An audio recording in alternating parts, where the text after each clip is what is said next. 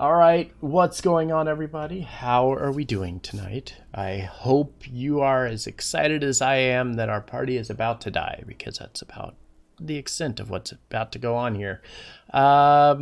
Tonight, our party is diving deep into caverns beneath this top layer of ice on this floating iceberg in the center of the sea of moving ice. So I don't know. We'll see what happens. It might be rough. It might be a lot of fun. I guess we'll just have to figure that out when we get to that point.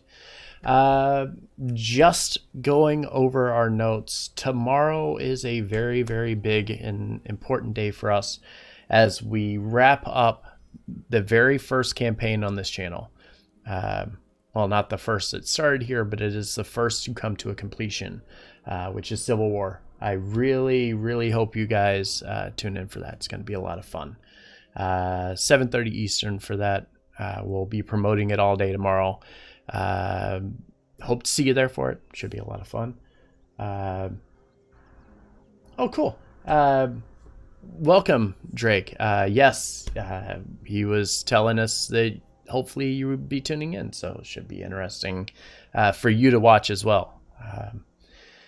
Continuing with our little list, Fate is going to be playing video games tomorrow. I don't know what time he's going to be playing. I think it's supposed to be 10:30, but we'll see.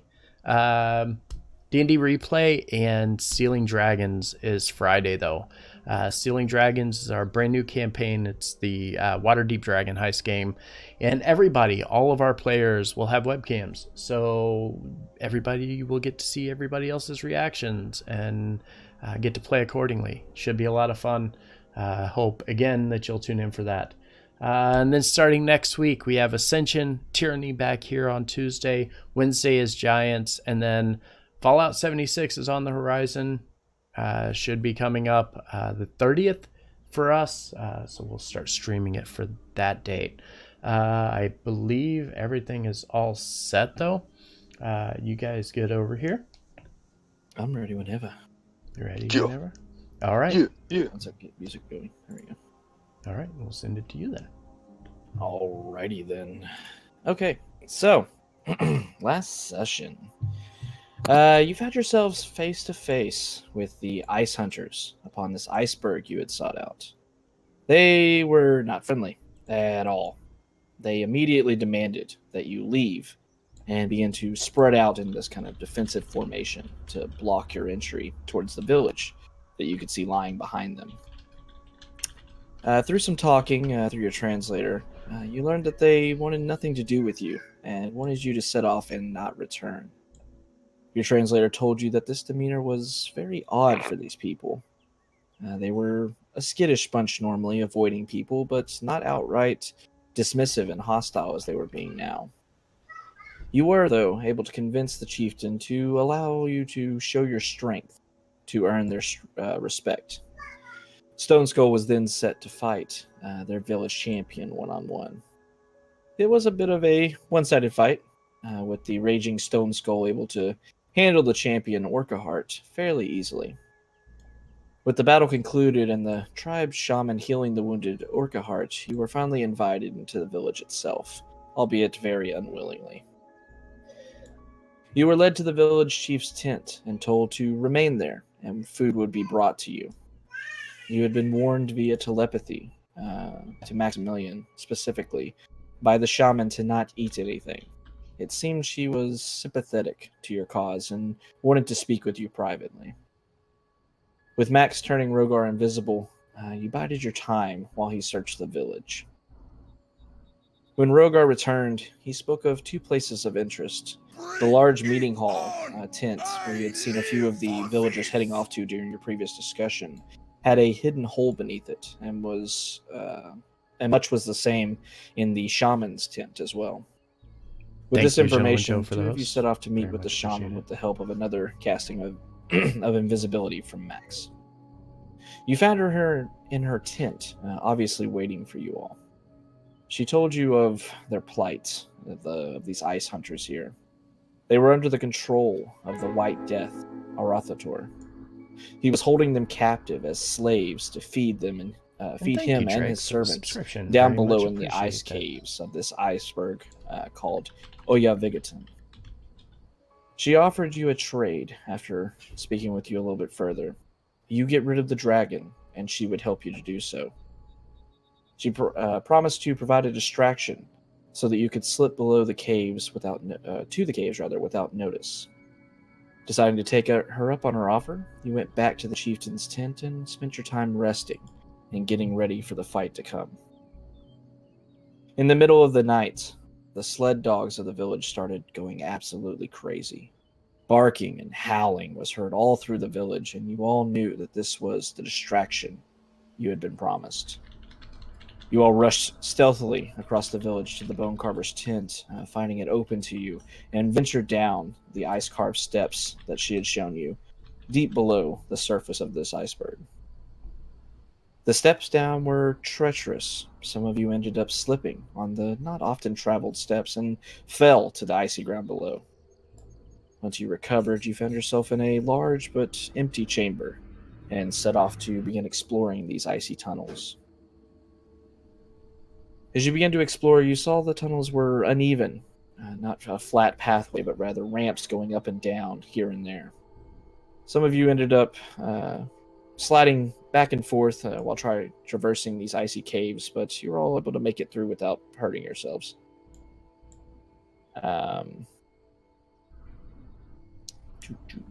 Lost my place in my notes. As you were moving through it, you found another large chamber in your exploration. This chamber had heavy mist in it, and as you entered it, you saw what appeared to be a very large giant standing before you. As you got closer, however, you saw that this giant was very much dead and frozen in place. It bore huge claw marks across its body and armor. You then saw the eerie display all around you. More giants of different races, fire, ice, storm, all dead in ghastly fashion. And as you were exploring this, you then spotted something else. Kobolds that were attempting to slip past you in the fog, back to the entrance to the room. They didn't get very far, unfortunately for them, with the party taking them out very quickly in hopes that they wouldn't raise an alarm.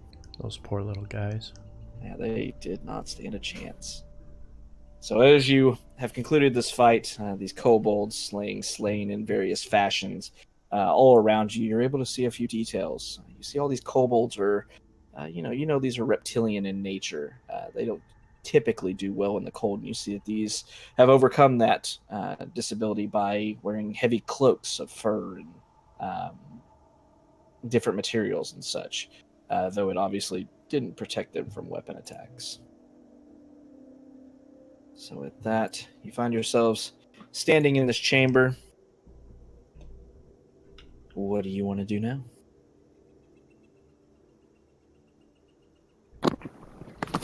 Want the map to load is what I want. There we go.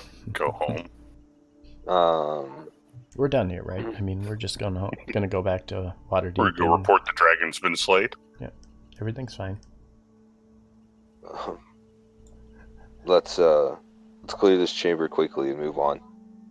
We don't know, what import these kobolds were to the rest of the operation here, or how long anyone's going to notice before they're gone.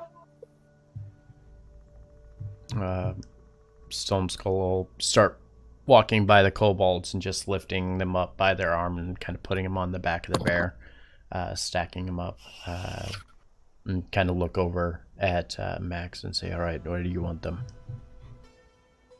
Just leave them where they lay. Oh. I have no love for them. They're little, remember? Well, let's at least move them out of the doorway and put them kind of in a corner so anybody passing through doesn't trip on dead bodies. Food for the giant bear, maybe. I'm going to start searching the perimeter of the room. I saw where those were.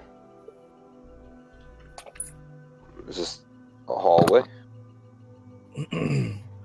So as you start moving around, you see in these different alcoves, you don't find a hallway. You see these branching paths kind of extending off into this chamber that seems to have been, carved out and such. As you're looking around in this icy chamber, you're seeing more of these dead giants all over the place in this chamber. You start to look a little bit closer at the walls as well, and you see that they're all kind of carved in these depictions of dragons, laying waste to cities and villages and such, and some of them just soaring through the clouds all around you. You see that the depictions are very varied when it comes to their quality. Some so, pretty good depictions of dragons, flying through the air, and other ones are barely stick figures. Okay. Okay. I imagine Max kind of touches the flying dragons longingly as they're carved into the ice.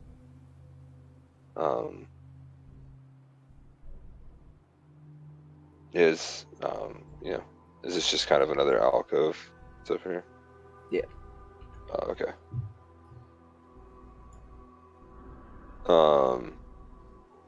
I imagine, making my way back to the. Did I already? Back to, Was this the room I waved the wand of secrets in? Yes, when you started to come in Okay. this room. All right, I wanted to double check. Yep. Nothing secret here that your wand told you about, at the very least. I imagine, or rather, I'll look to the group. Let's move forward. Stoneskull will take lead. Rhogar, stay on pace. Keep an eye out. It looks like we're now getting to traverse sections. Make sure there aren't any traps or footfalls, especially for our big guy and his bear. All right. Stoneskull will start moving forward with the bear and kind of check in both directions. Probably not. I don't think he sees anything, does he?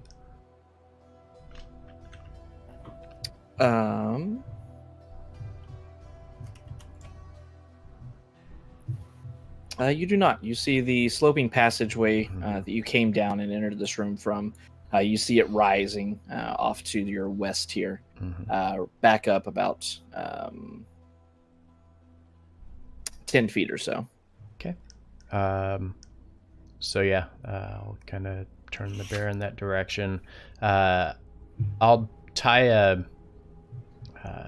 rope kind of around my waist and kind of let it trail back so the others can grab onto it and make their way up a little easier up this ramp, hopefully.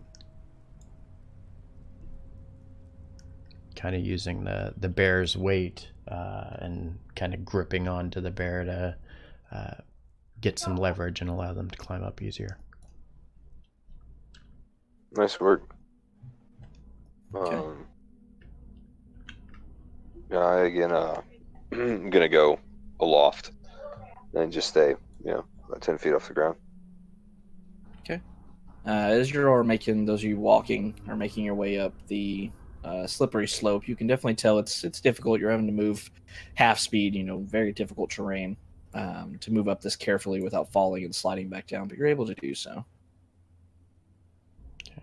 And then I'll move forward and allow everybody room to kind of climb up, yeah. That was good. It was like you yanked her up. Keep going. As I start to approach, I see something on the edge of my field of view to the south. What am I seeing? Right here.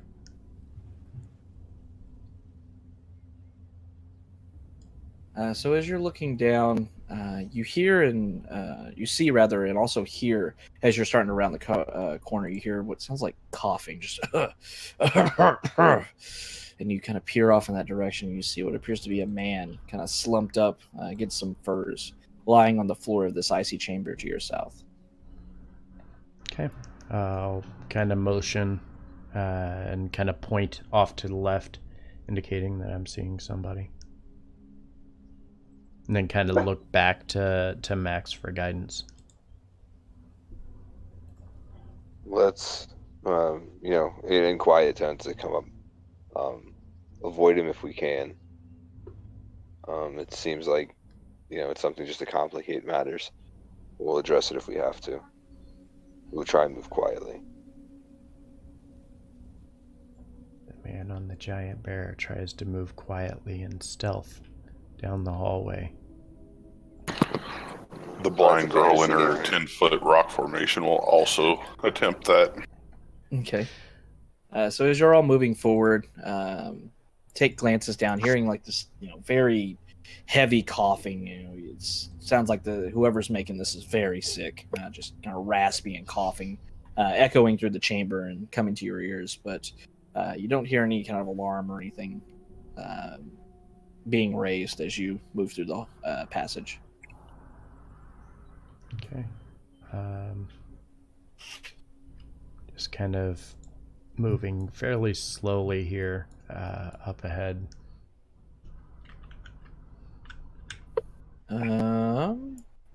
As you move forward, you see another slope in front of you. Okay.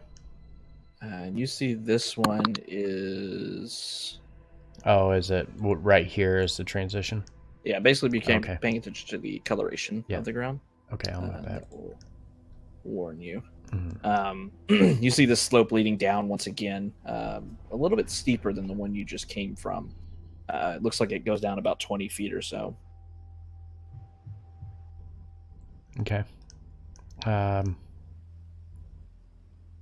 I'll try to walk the bear down it slowly and kind of, I guess, hope that it's graceful enough to stay on its feet and not belly flop halfway down. Okay. So as you move forward, the bear kind of hesitantly moving. You see it gets about 5 feet or so and then immediately falls, and the legs sliding out from under it, and you slide all the way down. Cool. And you find yourself about here, sliding to a stop. Seeing him fall, I imagine just Max is gonna leap like off into the air, like wings extended, and glide down to him. Are you okay? Stoneskull will nod and kind of look over at the bear, and assuming the bear is okay. Pride maybe hurt a little bit. So as you're looking back, you and the bear coming to a stop here, kind of just sliding the floor and getting back up to your feet, you see that the incline of this ramp was much more steep than the one before. And it seems like without assistance of some kind from some other means, it's going to be real difficult to go up and down this ramp. Do you have any more of those pythons? Stoneskull will kind of fish around at the side of his pouch or his backpack and look, and he'll kind of nod and say, "Yeah, I do. I have about 5 or 6 of them." Can I see 2 of them? And he'll nod and kind of extend them out. I'll take him in with a loft. Jump back up into the air, and lay next to Tara. Tara, can you get these affixed in the floor here? I'd rather not hammer them in. Yeah, I went make bear too much sledding, noise. apparently. Well, I mean, how else would you like me to get them in? You seem to have a way with, tunnels and earth. Is I'm your gonna kind magic of not extend stomp to my this? feet on the ground. This doesn't feel like Earth to me. We are Is your- still in a giant ice room, aren't Yeah, we? Oh, yeah. yeah, Yeah. it's water. It's not. So your ground. abilities don't extend to this material? No, this material's water-based. I mean, Hmm. I assume that's how the GM's gonna rule it. Jesus? Mm-hmm.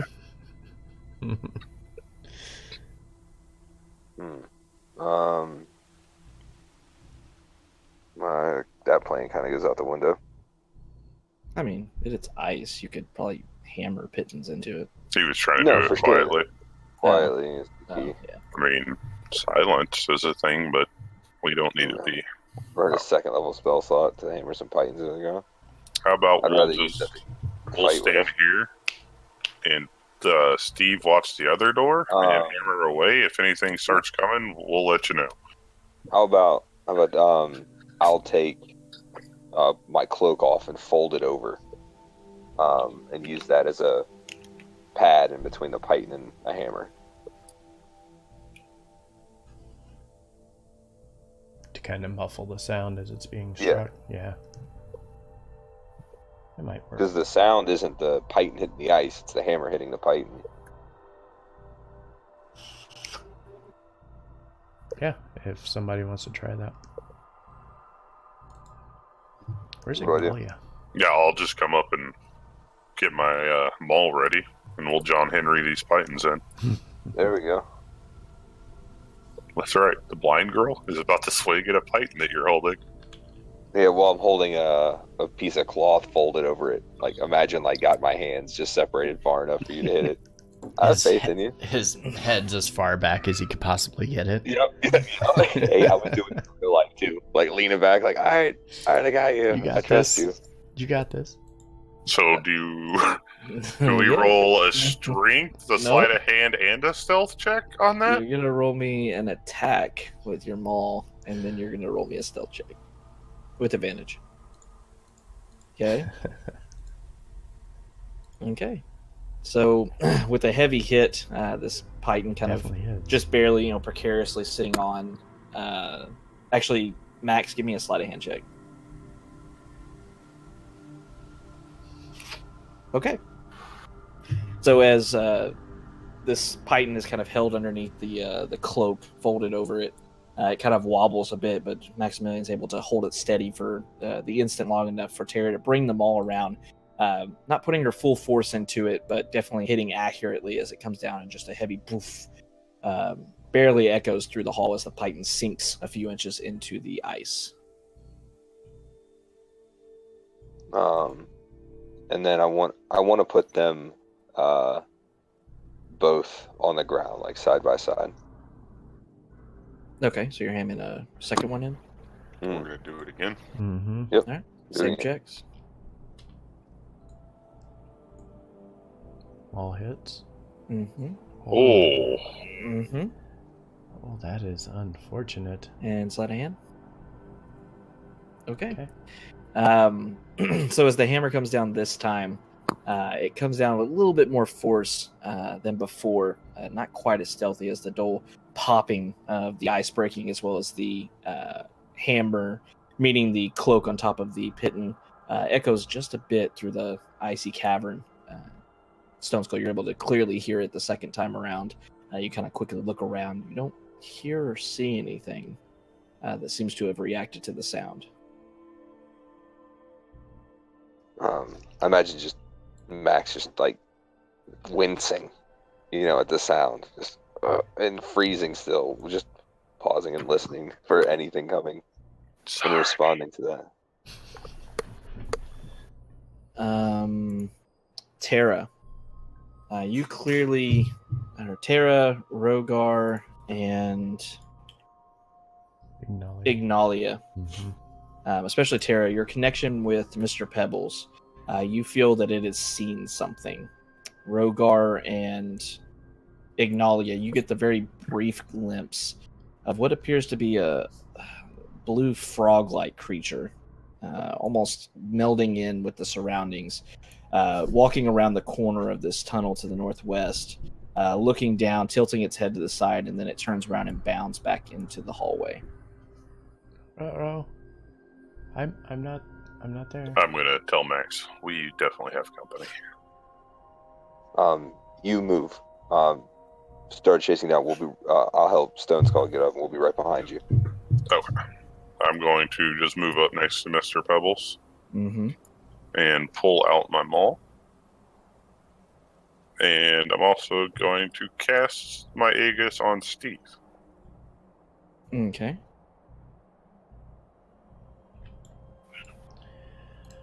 Steve, you don't get it a lot, so in case you need that.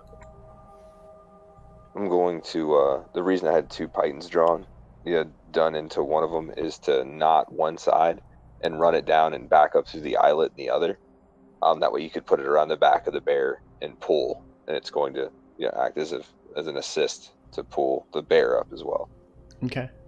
I mean, if nothing else, I can potentially leave the bear here and just head back myself and be a little faster and easier depending on what we're up against. You can help get the bear up top. I mean, you and Yeah. I are easy to traverse. We don't want to leave anybody behind. We all have to stay a tight knit group. So will that work? Havoc, to get the bear up? Yeah, y'all are all super strong. Should be fun. Okay. Right? You're all Superman. And yeah, we'll do that. The then. bear's like, oh, man, I've never had bipeds move me around like this. So yeah, with Max's help, start climbing up and get up to the top of this ramp here. I want to leave the pythons in the ground, but I want to take the rope with.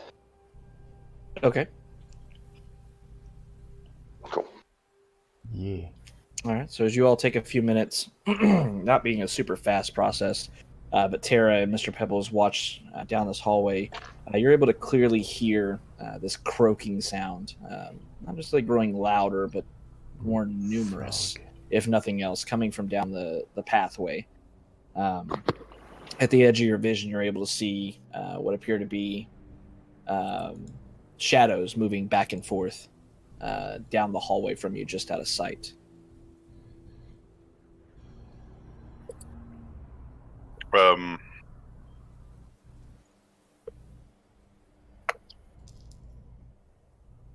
There seems to be a lot of them, guys. I can just block off this hall if we want. I mean, I'm perceiving virtually everything that isn't a Inuit-looking person to be an enemy. Mm-hmm. So my thought is move in, move forward, put their back against the wall and see what they do. If they mean us harm, they'll show. If they don't, they'll back down. These sound like animals versus people, so I would assume that they're going to very react quickly. however any animal would with its back against a wall and attack. Why would a people who are hoarding a dragon keep animals like this? I understand what you're saying. Asking the wrong question. Why wouldn't a dragon keep animals? Because they don't keep animals. They eat. I mean, it's possible, right? Let's go find out. This could be his refrigerator. Well, one of two things. Like I said, well, they're either friends or they're not. Plus, we've already seen their meat storage for this horde down here. We saw it upstairs. All right.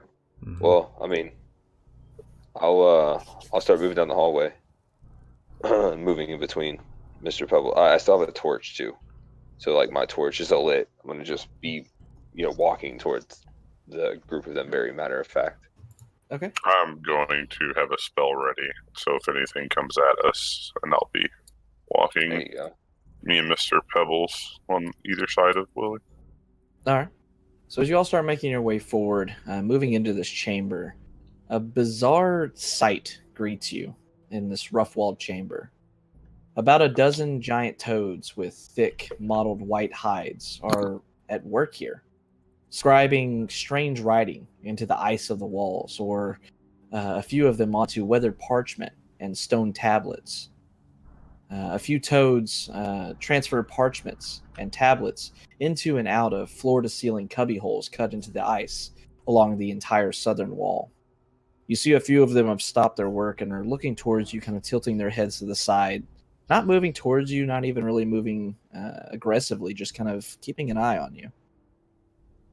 You all hear, once again, this kind of croaking sound going back and forth as it appears that they're looking at each other and speaking to each other. They're about to get super noisy too. Do we understand any of what's being said? Does it sound familiar? Not to any of you from what you're hearing. Is it reminiscent of the Bullywug speech? Kinda. kind of saying, kind you of know, the croaking. same kind So of, you know, nonsensical croaking that you can't understand, but sounds like there might be a speech pattern to it. So it's not primordial. No, it Just is like not. everything else in this game has not been primordial.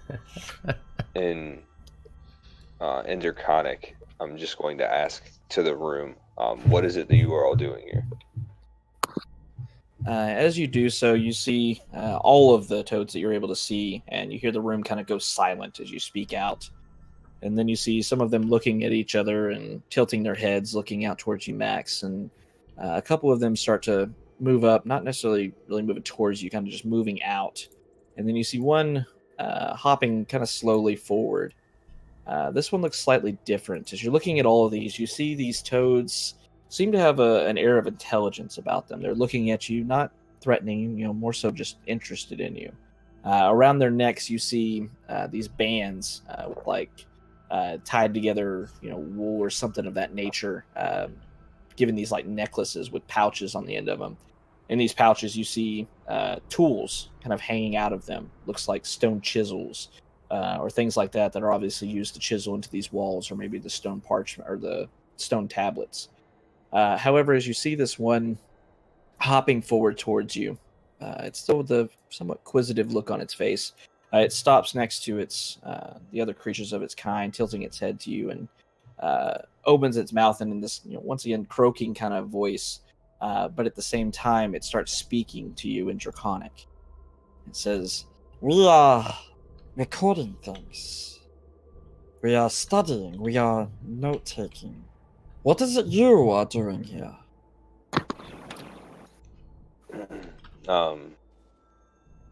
We're here to liberate this place. With that, you see this toad tilting its head to the side and air confusion kind of going through its eyes.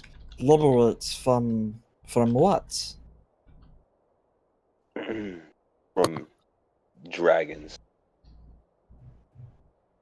With that, you see them kind of looking at each other, and the one speaking to you steps forward again and kind of chuckles. So dragons need to be liberated from dragons. The White Death does his own thing. There's no one to be liberated here. What about those on the top? The ice hunters.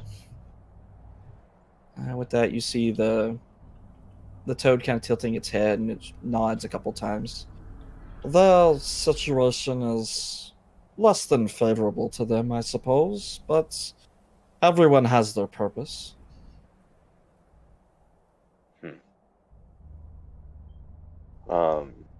What is it that you're doing here? With that, you see this toad kind of lean back, and it rises a bit. Hi, Steve. It kind of rises a bit on its two legs, and then kind of spins in a circle, holding out its webbed arms or webbed feet on its arms, kind of in a circle. It says, "We are the collectors of this place. We record the information, things that Oratator has done, things that concern this." This frog kind of motions to the ground and all around her. Says, this place, the sea of moving ice, we record it. We write it down for others to see. For who to see? With that, she tilts her head. Whoever wants to see it, of course. What use is information if nobody is to read it? Would you like to read it? No.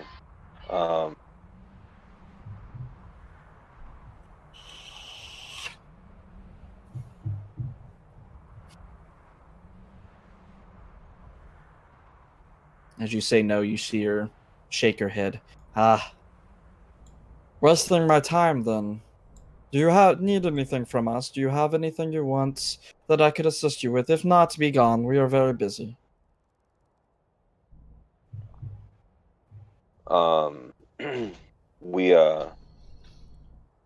We're also looking for the Draakhorn. Do you know of it? With that, she tilts her head to the side and kind of shrugs. There was a horn here. at one time. Where it is now, I do not know. How about inside check on the, like, what's the word I'm looking for? The truth behind that. Yeah, you can give me an insight check. Yep. As you're looking at this creature, once again, very I'm not odd to you sure. that I was this, thinking the same thing. pretty much a toad, made for icy Like habitat, a to TV speak show or something. very too. fluently in Draconic. She seems to be just, once again, just studying you, looking you up and down, tilting her head to side, very inquisitive. You feel that what she's saying seems to be truthful. She seems to really just not really care that you're here. Wants to go back to her work and such.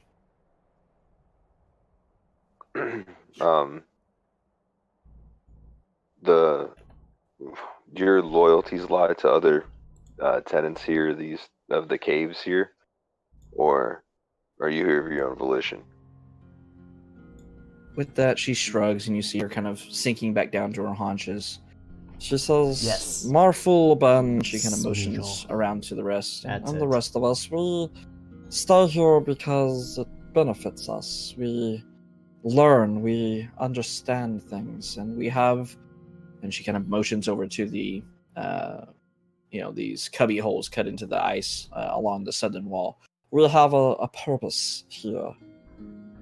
As far as our allegiances,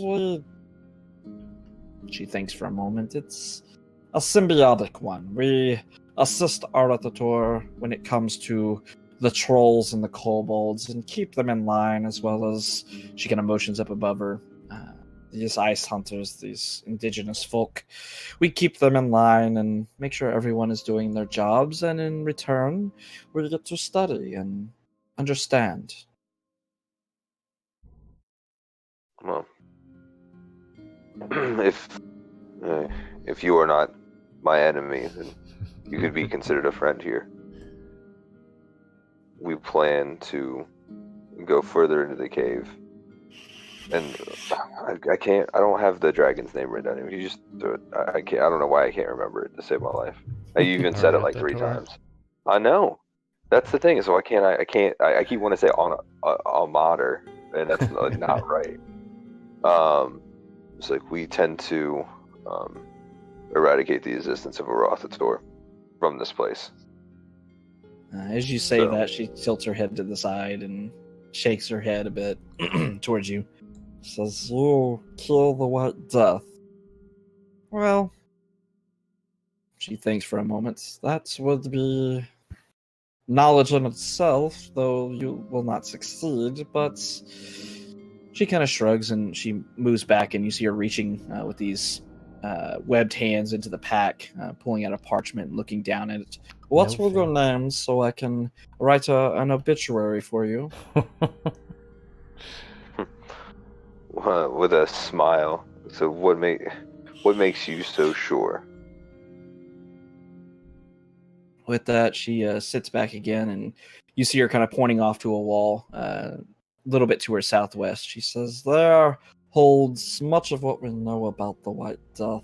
His treasures, his mating habits, his battles with frost giants and other monsters. Well, we've covered it in great detail over the years, and none have slain Arathator. None have even gotten close. she kind of looks at you.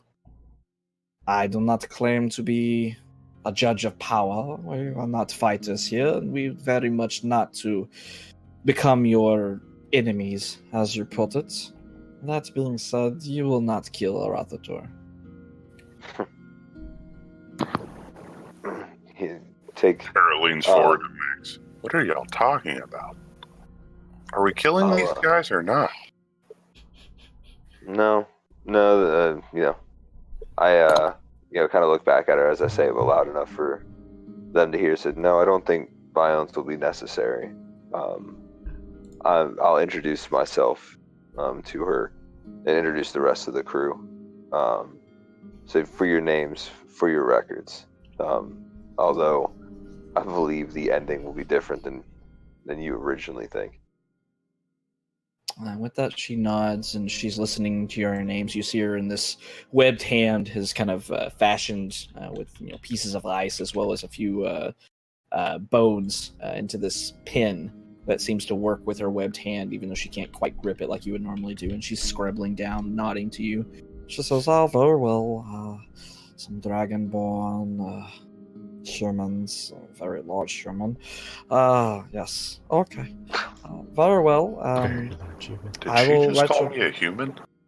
Oh, she's really just barely looking at you, not really paying a lot of attention. She says, well, if you do survive, please come and see me. I do have some works I would like you to take with you if you were to go back to... And she kind of looks at you. I assume you're from the southern lands, yes? We're hailing from Waterdeep currently. That she tilts her head. Is that to the south? Very much so. And then you're from the southern lands. Very good. Please come visit me again. I could send you with some things you may be interested in. I do not expect us to meet again, though. Well, then, the pleasure will be mine when we meet next. Very well, Dragonborn. Do enjoy your stay. With that, I'll start walking away. I imagine, it wouldn't take long for them to get back to work.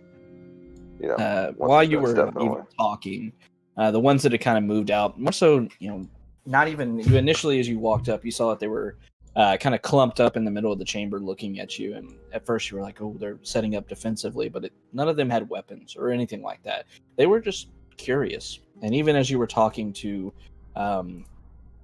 the one that called herself Marfold, most of them had gone back to scribing things into the walls and as well as into parchments and such. None of them really cared, treated you with any any great attention or anything like that. They didn't really seem to care that you were there. Yeah. Of course they didn't. Okay. Mm-hmm. Well, yeah, I'm gonna start making my way back. What did the animals say, Max? You don't speak kind of switching back gears into commons. I forget you don't speak Draconic. They're caretakers, or more, they're intellectuals. They're keeping track of the dragon's history. But they have no allegiance to the dragon or his friends. They're simply here to gather information and scribe it down for future generations. Wait, you're telling me these are smart frogs then? Very much so. Smart enough to have documented travel habits of Arothator, mating habits, and anything that you could think of. Did they document any weaknesses? Should we study their work before we go confront this dragon? Well, that would take someone to be able to decipher it. What language is it in? Whatever language it is that they speak. Is that accurate? You didn't ask, so I don't know. Sure. Well, I can't see the walls. So I'm asking them if it's accurate. Yeah, I was kind of stopping in my tracks, to turn around. Marflub, you just kind of hailed to her. You seem to know everything about Aroth. I can't. My tongue White doesn't Death. do that. Arath. The White Yeah, Death. the White Death. What do you know of any weaknesses that we might be able to exploit? With that, you see most of the toads have kind of spread off, not really paying attention. Marfold, however, is still looking at you inquisitively, kind of staring at you as you started to walk away. And with that, she looks up at you. She says, Weaknesses? No, he doesn't have any. Arathator has been around for a very... She thinks. I do not have a quantification for how long Arathator has been alive. Far longer than other white dragons. He is interesting in his own way. He has learned to use spells. He once even attacked a place off to great. the east, this arcane brotherhood, as it was written down in one of our notes. Stole many of their works, stole their spell books, their scrolls, and their knowledge. And he has spent his time, with the help of others, deciphering it and learning from it. He does not lose. He prepares, he waits, he kills. But no weaknesses.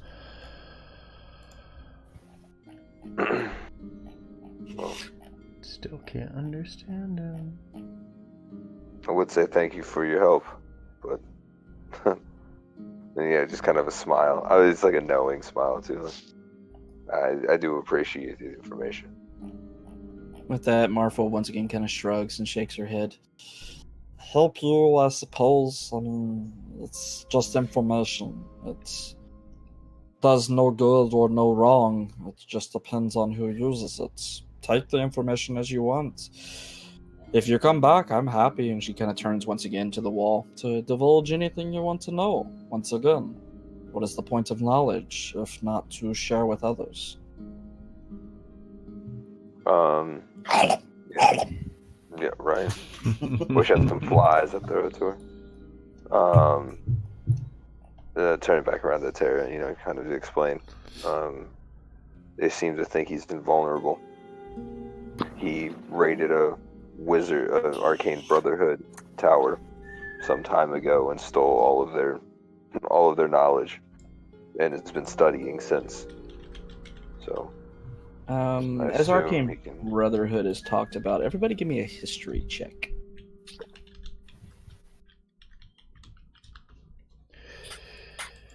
History? Mm-hmm. Do I have to? Oh yeah, none of us are very smart. Yes, you crap. have to. How do I know this? Up north. In the north. I mean, I am familiar with the North, obviously. It's homeland, but... So, Stoneskull of all people, as well as Rhogar, Ignalia, and Tara, you've all, at the very least, heard of the Arcane Brotherhood. You know that, in recent history, you know that McCath, who you were sent to seek out here at... Oya Vigotson at this iceberg was sent here, or had gone here on her own accord, rather. She was part of the Arcane Brotherhood. You know that the tower, or the place that Marfold was talking about, was more than likely the host tower of the Arcane, which is said to be this impenetrable fortress of arcane studying. It's basically a place that people who study the Arcane go to learn more, and it's somewhere that if anybody or anything decided to attack it, they would have the might of Faerun's arcane knowledge set up against them. And she claims that Arathator attacked it and stole stuff from it. Oh, I see. I feel like everything we're finding out says we don't kill this dragon. Or at least not for a couple more months. I mean, you also, right. Yeah, I mean, you also take consideration that, history is written by the winner. Very much or rather, the stories are written by the survivors. So we also are taking the word of a couple frogs in a cave and an iceberg way up north. Well, as toads, thank you very much, not frogs. You Speaking can always of insult primordial. everyone, Max. No, you can understand what sorry, toads. Amphibians. In a cave. On an iceberg. Does anybody else have anything they'd like to ask? I can't speak to that creature. Nope. Cannot either. Anybody else that was listening and can speak with dragons, do you have anything you want to say? Nope. Okay. So as you all start to set off, you did see what appeared to be another chamber line behind them, but they all just kind of went back and ignored your presence and went back to their work as you all began heading back down to the south, back to this icy hallway that you've been traversing. Damien is actually Yeah. playing I'd like Rhogar. to jump down it. is Okay. His character. You just Oop. standing. Well, or- wait. No, that's not No, Damien. that's That's yeah, Damien. just a glide. That was me. Yeah, you're easily able to fly over the slant here, down into this, about 20 feet down or so, this sliding pass down here to the bottom. I'm going to try to gently walk the bear down again. Okay. I imagine it's probably bracing. As it braces, you find that it doesn't even get a chance to really keep standing. It just falls down onto its stomach and just slides all the way down again. This poor guy. I feel so bad for him. Bear's a little frustrated. Keeps sending me down this slide.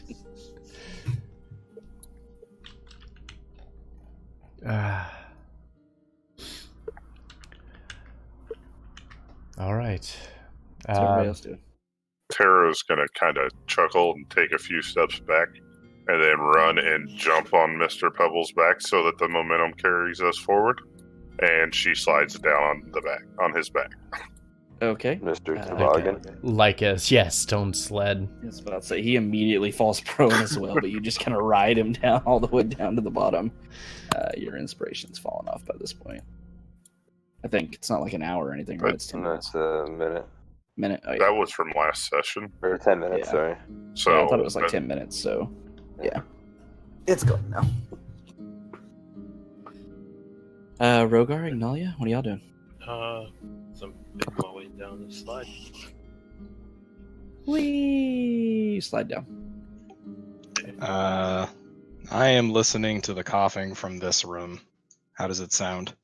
It sounds rougher than before. You hear his voice obviously straining with the exertion that he's putting out. Just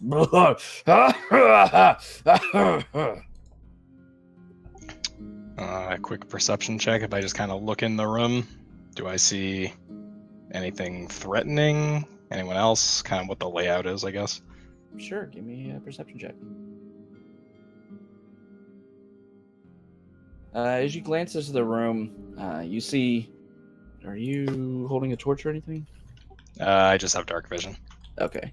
Yeah, as you glance around, looking through the shadows of the sunlit room, you're able to catch just the edges of what appears to be a man, once again kind of leaning back against this pile of fur cloaks behind him, holding his chest as well as covering his mouth as he just continues to figuratively, or maybe literally by the sounds of it, hack up a lung over and over again. You don't see anything else in this room except right above the man, kind of off to the side, you see what appears to be something very similar to what you saw in the room that you came down into.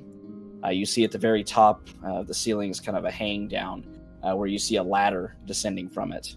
You kind of assume this is probably another pathway up to the surface. Alright. I will cast light on myself and walk into the room. Okay. Oh, we are so screwed if he ends up getting in combat. Or he's screwed, at least.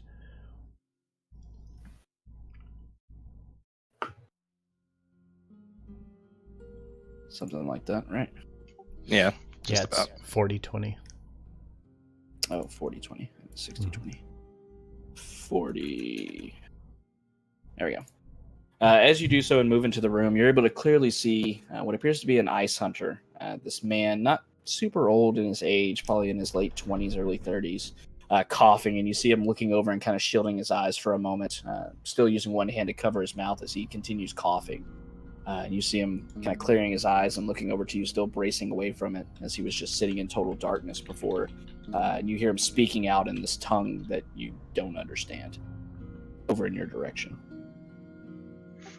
I'll adjust the light so that it's not blinding him, just kind of giving a bit of illumination, and then just kind of I'll approach very, very calmly, hands away from weapons, and just put like a finger up to my lips. As you do that, you see him coughing once again. He looks at you, and his eyes are a bit strained. You can't tell if it's from the coughing or if he's not necessarily scared of you. You see him looking around very briefly, but you see nothing but cloaks and such around him. It almost looked like he might have been looking for a weapon, but then kind of stops, and you see him kind of inching a little bit away from you as he coughs, and once again addresses you in this tongue that you don't understand. What was the tongue that Bone Carver spoke some? Draconic. All right, so yeah, I'll say a few words in Draconic. Just hello, I am friendly. Do you understand this tongue? As you say that, he once again coughs. He looks at you. Once again, bit of a suspicion in his eye, and he nods his head very slowly a couple of times. I might be able to help with that, and I'll kind of just like motion towards the throat. Can I? Make a persuasion check.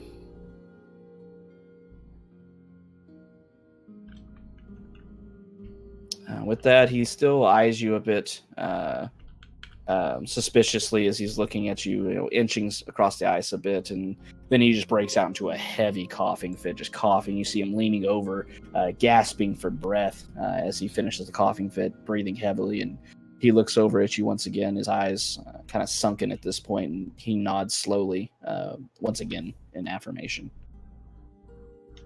All right, I will walk up to him, still very calmly, and if he lets me get close enough, I will use Healing Hands, 5 points to cure disease. Okay.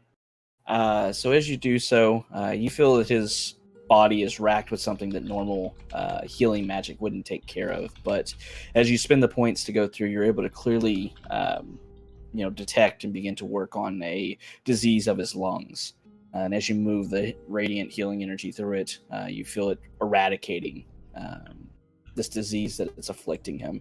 And with that, he coughs a few more times. You see him lean over, and he's retching out this kind of black tar onto the ground. And as he breathes heavily and looks back up at you, he tilts his head to his side, and some of the suspicion is gone from his eyes. And he leans up, breathing heavily. He says, and he speaks in very broken Draconic. He says, Thank you. And I will say, you are welcome. I need to go, but just remember, we're here to help. With that, he looks at you and kind of feels against his throat and his chest and takes a deep breath and lets it out and looks back up at you, and he nods again. Help. Thank you. I will nod, give him a smile, and walk away. Okay. With that, he watches you go, just standing there, or sitting there rather, just kind of a look of surprise on his face as you left him. And then I'll luge down the ice tunnel. Everybody give me perception checks as Ignalia starts sliding down. Her armor kind of scratching across the ice. Is it one that relies on smell? It is hearing. Oh. Perception. Ooh, Nice. fancy. I'll go and roll for Steve. Not that really matters. You had it right the first time. Oh. Yeah, you had it right the first time, Ignalia. Or was that earlier? That was earlier. Oh, That was okay. before the BRB, real quick. Yeah. So as Ignalia's sliding down, you're all able to hear this coughing still kind of echoing down the hallway back down towards you as you were looking back, trying to figure out where Ignalia went, and you see her appearing at the edge and sliding down towards you. You all hear, and Ignalia knows this is a familiar voice of this man calling out, Wait! Seems to be a bit out of breath, echoing down the hallway. Trolls there. I will stop and take a few steps back. Make a Yeah. dexterity check. What? Oh now? boy. There are what now? I'm sorry. Hey, that's not bad for me. Come again. You slide back down. Yeah, fine. I'll just call over to him. Trolls, where? And as you say that, you hear the man, some soft footsteps moving towards you, and you see him peering his head over the edge of the slide that you've all gone down, and he points directly to the pathway beside you, and you see a look of kind of wide-eyed panic in his eyes. Trolls, there. As he says that, you all hear intense and loud growling, and then heavy footsteps charging towards you. Oh, they don't want any. Roll for initiative, please. They thought they wanted it. They They thought think they they wanted want some. They don't Why'd want he any. give our stealth away? Just Right. yelling about trolls. Bastard. Your stealth Yeah, was it- kind of gone from the loud scraping of armor down this slide. Professor Coral up there needs to calm down. He came around like, trolls, watch out for the trolls. Like, Trolls in the dungeon. yeah, was he calling them? Was he? Hey, that's what it was. Trolls! Is like Here come went the down. trolls. He was No, he was obviously just like- running forward, trying to warn y'all, but No, But he's too trying late. to warn the troll. he was And she trolling. came over. He's like, be very careful. There's trolls here. Troll, You would troll. say that he was trolling you. Yeah, right. Bastard. He's trolling somebody. What? The last fucking time he speaks, it's gonna be as soon as he goes to the trolls. Damn. I should have summoned trolls in Willie's game. Right. Best way to troll. They're trolls. It's just a bunch of fat white kids with pimples and they're throwing keyboards at you. Run. Worse, Xbox Elite controllers. All right. We're still the original Xbox controllers. The giant bricks. Yeah, if you're gonna weaponize, that's the one to use.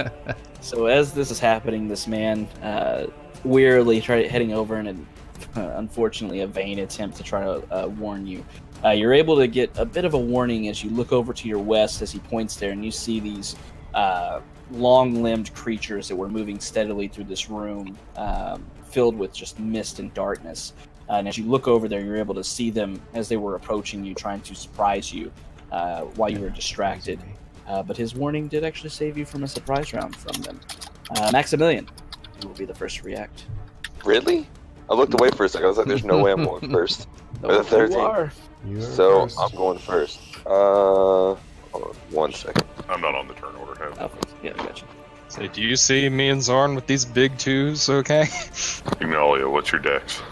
So Less than yours. Let's see. Less than 11. Stoneskull. Dude, my Yes. dex is a 9. Cool. I go before Magnolia. Let me see here. Havoc, you changed the round counter to 2 and not my thing to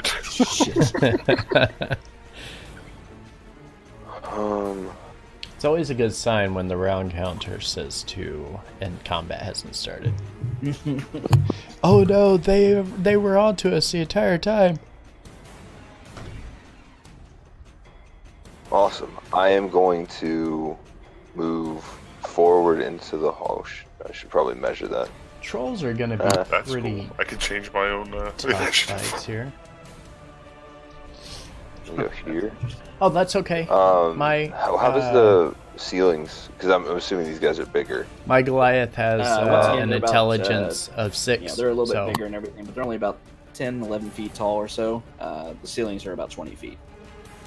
Okay. How far is that?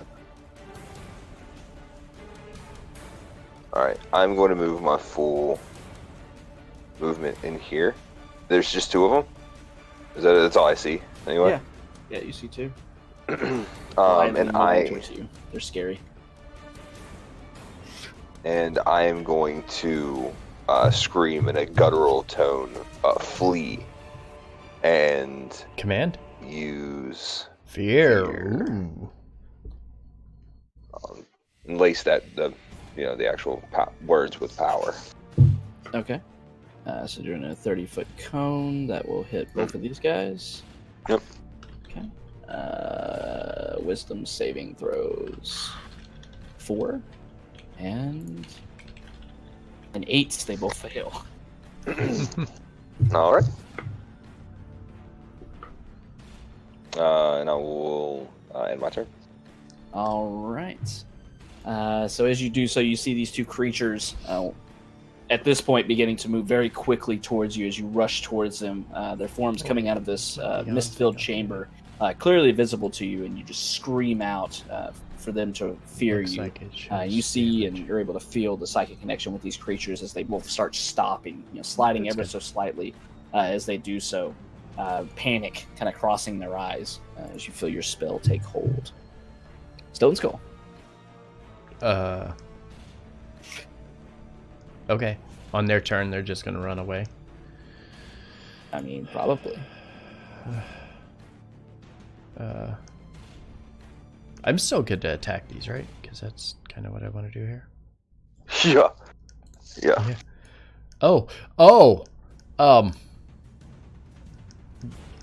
Bad touch. I'm going to rage. Okay. And I'm going What? to swipe at the one to the west and then to the one at the north. Is that regret I'm hearing in your voice? That's regret. Do they hit though? Okay, yeah. Yeah? Okay. 28 and 22 both hit, yeah. Okay. Yeah, so 16 on the one to the west, 14 on the one to the north, and I'm going to look back and say, there are more! And then, just kind of brace myself for whatever the hell is about to happen. Okay. What could cause Stoneskull regret? All right. Okay, so this is happening now. So they... Oh boy. Uh-huh. Oh boy. Yeah. Shit's gonna be fun. Let's go. Okay. Draw All them right. to us. Okay, this one is going to disengage and take off running. 5, 10, 15, 20, 25, 30. Gets to there. Okay. This one... Can't share space with another one. no, it's fine. Sorry. So I Stoneskull, don't are you think not he's stabbing gonna it in the back? disengage. It I don't think goes it- by the He safest route disengaged. possible, so it's going to disengage because Well- it's the safest thing to do. If it has nothing that can attack it, or if it's not going to run into a fiery wall of death or something like that, it's going to avoid that kind of stuff. It says so in the Okay. spell. Anytime it basically, unless it says it just runs away. If it says The safest route available route. yeah. So the safest That route never- is going to be, I don't want to get hit by the big man on a bear next to me, so I'm going to disengage and then run away. Fair The enough. bear's as big as the trolls are. Too 10, bad there are 4 trolls 20, 25. that I can see. This one, Hi. however, is going to charge past its fleeing comrade and attack one of y'all. It's going to go for Stoneskull. Okay. Oh, really? Good. I would be shocked if it went past the bear and the barbarian on its back. No, he was trying to decide if he was going to attack the bear or the barbarian. Okay. Yeah, All right, so a bite comes out 13, does not, and then 2 claws 15 and 15. does not, and does not. All right, so it swings at you. You kind of start dancing on the edge as your bear dances around. You're able to block a couple of the attacks with your greatsword, interposing it between you and this very large, lanky troll-like creature, but it's all blue in its coloration and such. How's the But music, it doesn't chat? land Is its it too attacks. loud? Steve. Just right? What do you think? Ouch.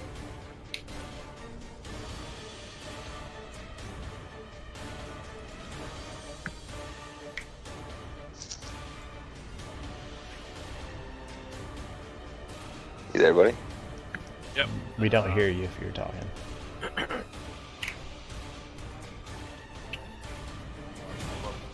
Side Stoneskull, Uh-huh. and stab that one. Okay. I can never hear him because he put the mic Oh, closer to your That mouth. Aegis is popped off of. Yeah, there you go. Should be gone. Steve Okay. by now. Sorry, I was eating at the same time. Is that why your phone was down the hallway? Makes sense. An 18 will hit it. All right, solid 20 damage from you. Nice. Oops. I turned it down a little because it seemed a little high. And disengage back off. Yep, That's it. Big man's got it. All right. So Steve rushes Big forward. man's got it. This other troll looking around, darting its eyes back and forth, doesn't see Rhogar as he charges forward, sliding his rapier up into its ribcage, hitting a solid hit to it. You see some of its green, Icarus blood leaking out of the wound, but it's definitely still standing. This guy is going to move forward. 20, 25.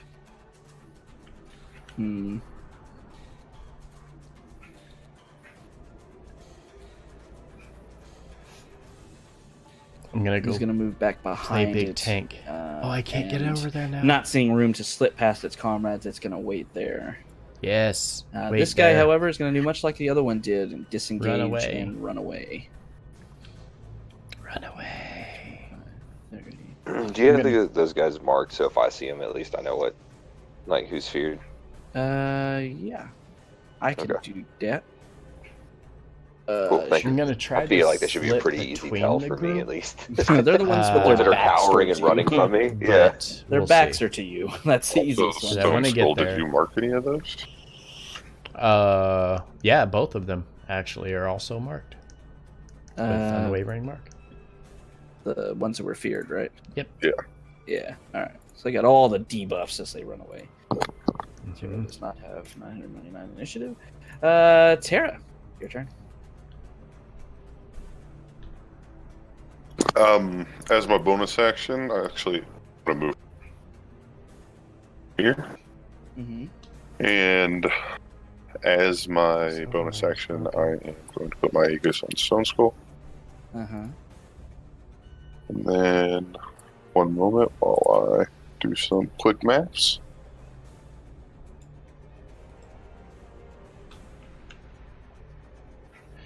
Oh, can we drop down to the streaming room? Oh, yeah. It's not Oh. showing up on stream. One Um, second.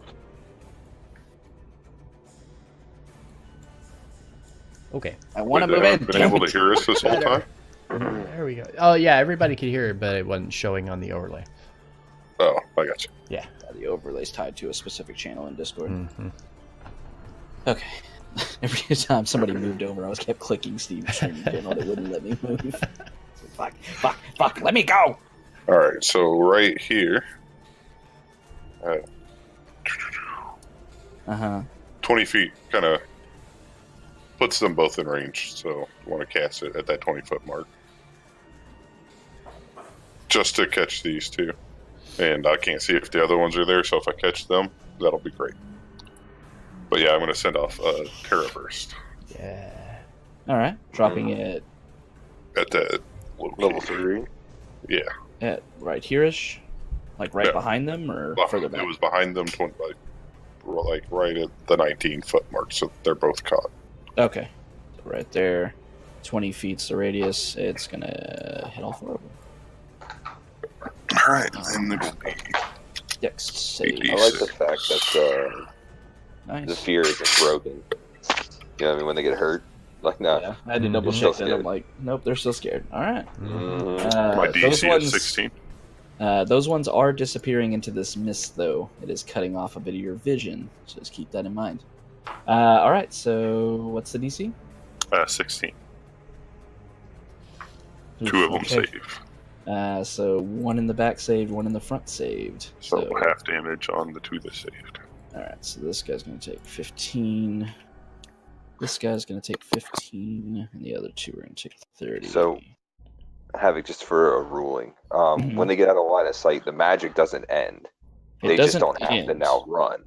They just see they can stay there. They can cower, basically. They will they're still afraid of you. They're still running away, essentially, but they will get an opportunity without seeing you, because the fear is based on seeing you. Like, your presence scares them.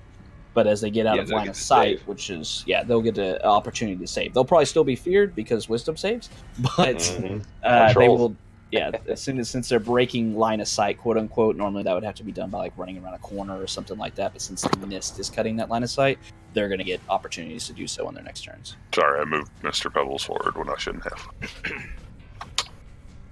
Okay.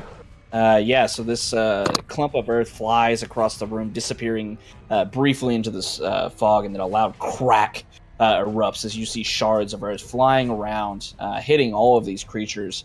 Definitely feeling that your spell hits something in the back lines too, though, even though they're out of sight from everybody in the group, except Stoneskull can kind of see them still.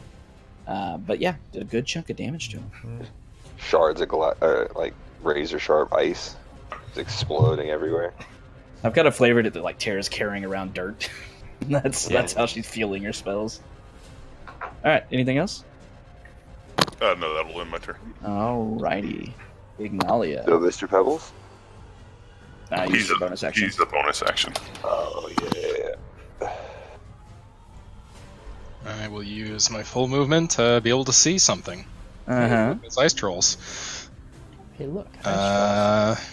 All right, which are the feared ones? Like who's turned around and They're running gone. away? They're in the mist. probably out of your Master field of view. You can't even like you see two shadows kind of moving away from you. Lumbering quickly, Perfect. running on their knuckles. Yeah, I will cast.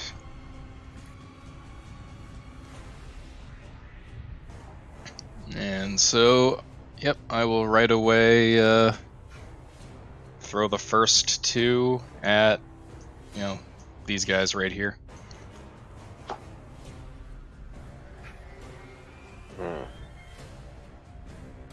I imagine when this coming to life, like they're moving around, like making your like hair whirl around as they're like spinning around.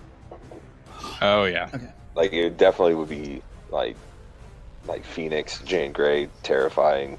Like oh no, get the meteors out. I absent-mindedly made Dark Phoenix, who likes a sword.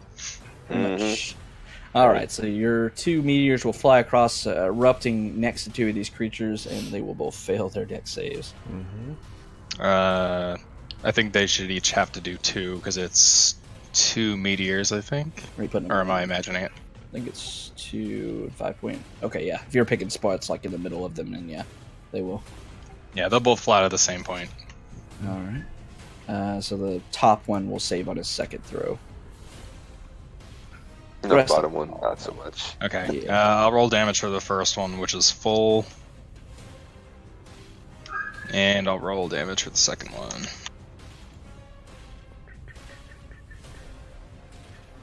Six and 11. This guy takes half, so 5 and 11 to this dude. All right.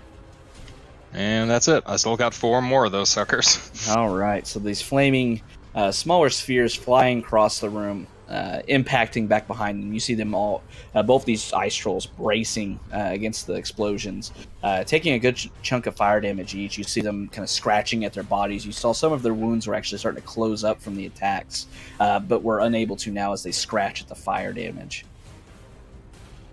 All right. Max, back to you. Watching the fire be successful. Remember when we fought these in the swamp? I'm going to. What? Let go. Get off my swamp. Yeah, right. Why did it like? I am going to take a deep breath and exhale. Fire. All right. I'm assuming you're aiming it north. Yeah. All right. Oh well. 19 saves. So the top one will save, the bottom one will not. Oof, he's getting cooked. So 5 to him. Or 2 10 to- ones. That's sad. Yeah, very little damage. It's unfortunate. Yeah. All right. And then I am going to give a curt whistle and give Stoneskull a point of inspiration. Okay. And that'll be my turn. Oh, do I have the Aegis thing on me too? Is that what that is? Yes. Yep. Cool. Okay. They have to hit Alrighty. you for that to work, right? Yeah. Mhm. All right. So Max kind of running forward and sliding to a stop as he leans back and lets out this fire breath. Envelops the one in front of him completely with it. It kind of howls in pain as the other one kind of raises an arm, blocking some of the damage to it. But you see them both still standing after the attack, but definitely not enjoying this fire. Stoneskull. All right. So Stoneskull is going to charge forward in between the two and do like a rowing kind of swipe with the sword as he goes, like, forces the bear between them, hitting the one to the north first and then swinging back to the one to the south. Okay. So an 18 on the first, 17 on the second. Both will hit. Okay. And then I'm going to action surge and swipe forward on the one still running away. The bear cavalry. And then bring it back to the one at the north again. Okay. So... Okay. Yeah. All four hit. All right. So the north one gets 18 and 16. Northeast one. The south one gets 17. And the northwest one gets 18. Man. And all three of them remain marked. The mark on the one to the southwest is gone.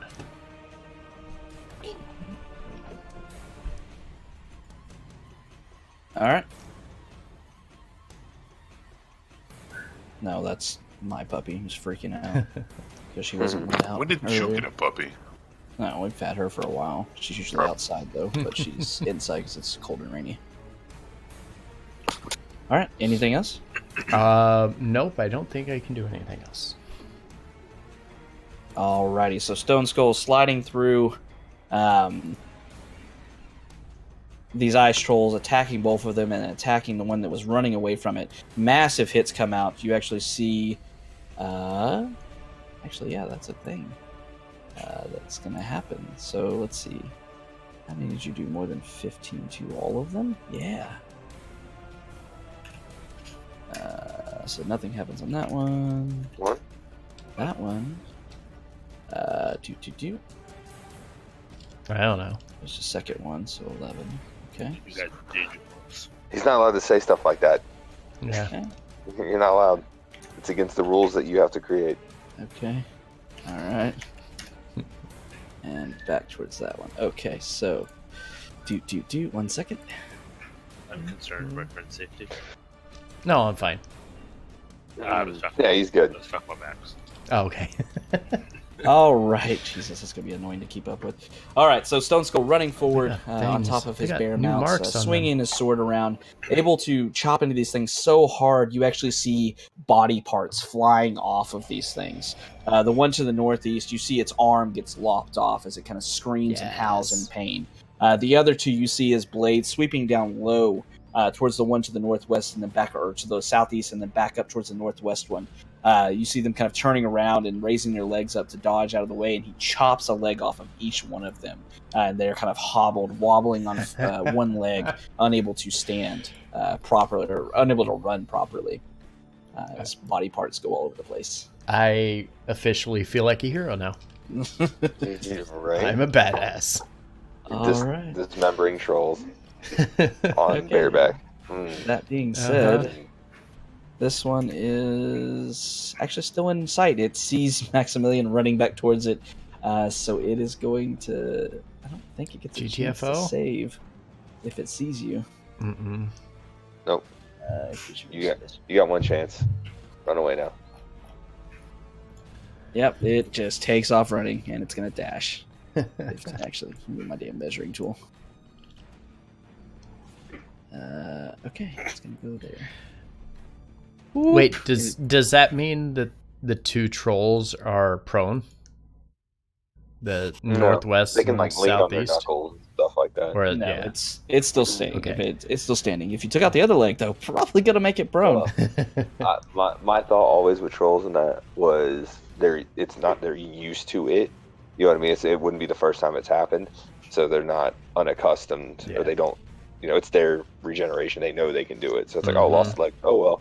Yeah, it's upset It'll about go it, but back. it's not the end of the world. It's this one down here to the southeast of Stoneskull is a bit upset and is going to look at the targets around it and lash out at somebody, as it doesn't have. It's going to lash out towards Bear Man with a bite. Bear man or the bear? The bear. The actual bear? Yes. Okay, hold on. I gotta pull up his character sheet. That's gonna hit. All right, so let's. What does that mark do? Yeah. Is that yeah, disadvantage? actually, he has disadvantage on any attacks that hurt me, but 18's still gonna hit. All right, so it's going to be using all three of its attacks on the bear. So 18 hits, Mhm. claw 26, 21 rather is going 21 to hit, hits. and then it's 22. Yep. Okay. And then 1 second. I can make. Oh, so okay. On the start of my turn, I'm going to use 1 point of my Unwavering Mark and use my melee to hack that guy down. Okay. All right. But yeah, so yeah. 16, 24, no, 23 points of piercing or points of damage to your bear. Okay.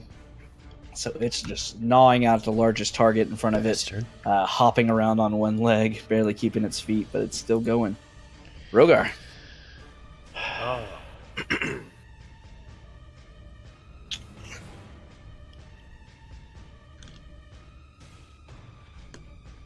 We don't hear you. I wouldn't say it. Oh, okay. This one. All right. It's missing an arm and looks super beat up. Good. Yeah. Yeah, and this thing lunging around, you see kind of green blood splashing around the room around you, and you quickly move up next to it, reaching up very high as you do so, and slides your rapier right into its throat, and it gurgles in pain as it falls to the ground, unmoving.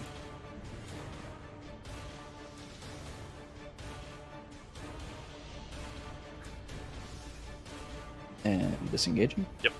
Alright.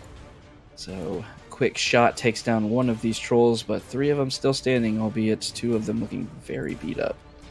This guy is super dead. This one is feared still, because Max is still in line of sight. It begins hopping away after disengaging. It doesn't get very far. Right. Dragging it still. Okay, yeah, it did not take fire damage, so there we go. Okay. Tara. I am blind, so I can't see that. And I am going to send an Earth Bolt at this one right here That'll hit. for 10. Okay. Still standing.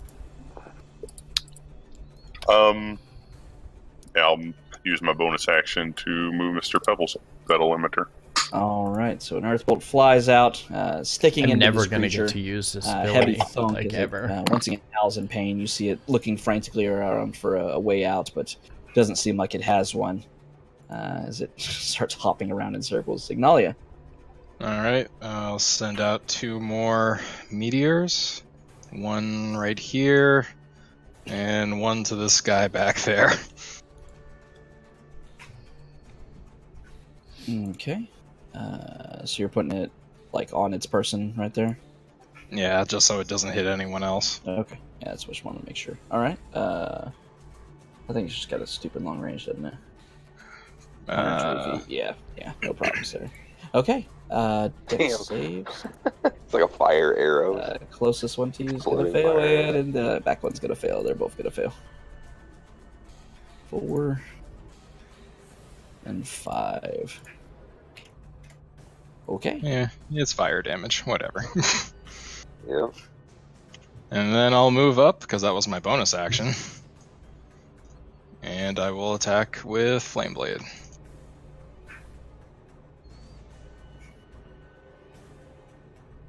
Nope.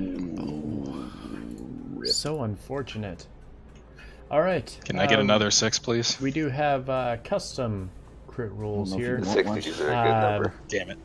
When you roll a natural yeah, 1, 66. we roll on Need oh God. fumble I need table a dex check from you, to please. see what the result Oh, will great. be. Those are my favorite. If you roll a nat 20, we roll max Aw. damage, so guaranteed. So max as you damage. bring your sword around, unfortunately, it kind of starts slipping. You see some of the condensation around your the hilt of your sword is. Wait a second. Was he prone? No, Nope. he was not. Damn. Okay, never mind. No, he was hopping around on one leg, Lost still an arm. standing. No, that one lost a leg. Oh, The one that lost an arm's dead.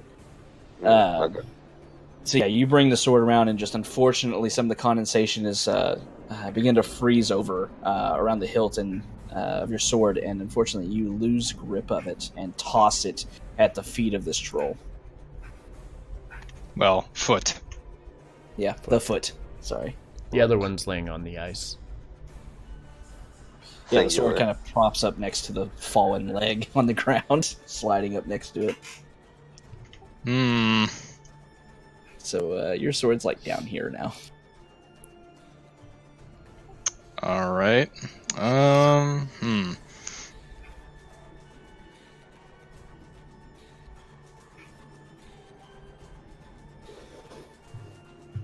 Yeah. All right. I'll live with that shame. Okay. Nothing That's my else? turn. All right, so Ignalia, unfortunately, losing the grip of her sword as it Shame. clatters to the ground, skidding across the icy floor as this troll kind of looks down at it and snarls in your face.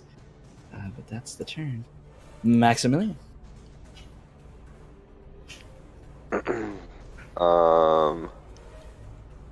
I am going to open up with a series of blows against the troll in front of me. 21 will hit.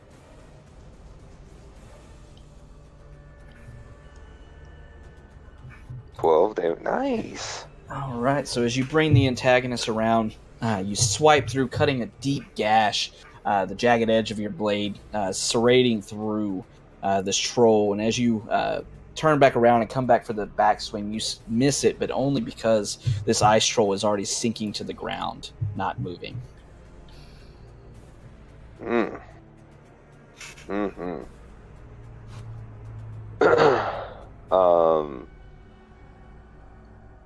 I point to Ignalia. Grab your, the Covenant. Finish burning them. Make sure they can't get away. I still got And 2 I meteors. And I am going to take flight and give chase.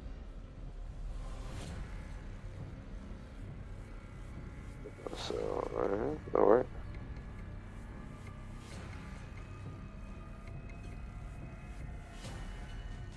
And that'll end my turn.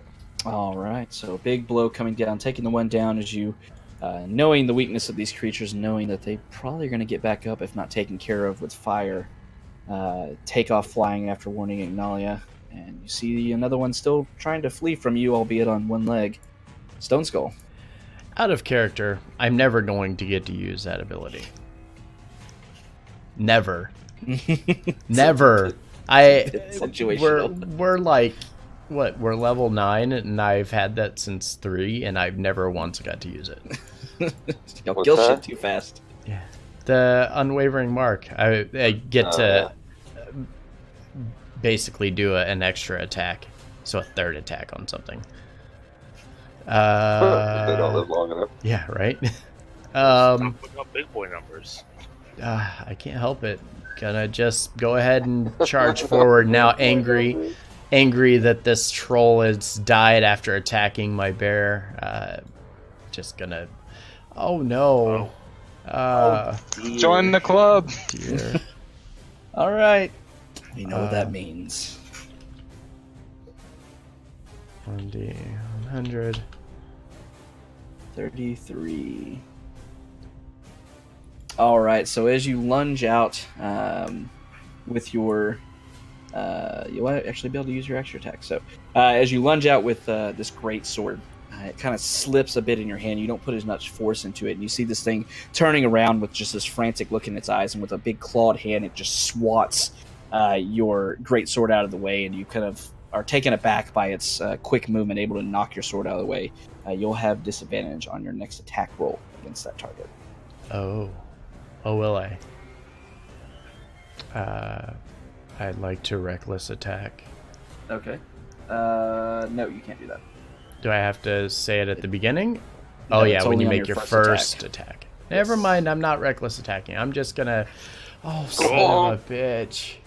Just gonna What's whack the that. other one? What's the other one? It's disadvantage. A 19 will still hit, though, but not that nat is 20. so unfortunate, man. All right. Sucks. 14 to the back. All right. So with a little bit of anxiety as you bring the blade around again, you bring Langradorsa's great sword around, chopping into the back of this creature, and it falls with a heavy thud to the ground, unmoving. All right, so that was 15 feet of movement. I'm going to move more, and that'll be my turn. All right, you can just see the edge of shadows of this thing running away from you in the distance, but can't quite see much else than that. All right, well, this guy is out of sight, so he's going to attempt to save against fear. 0 is going to be a hot no, so he's going to keep on running. Yeah, that shadow disappears somewhere off into the distance. You have no idea where. All right, he did AF. Steve. All present threats accounted for, and I can't see the other one.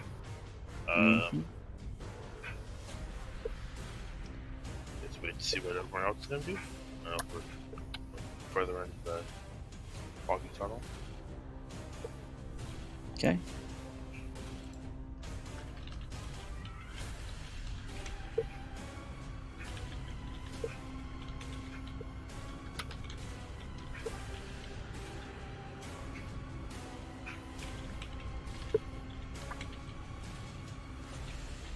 Are you taking off and moving, or are you just staying there?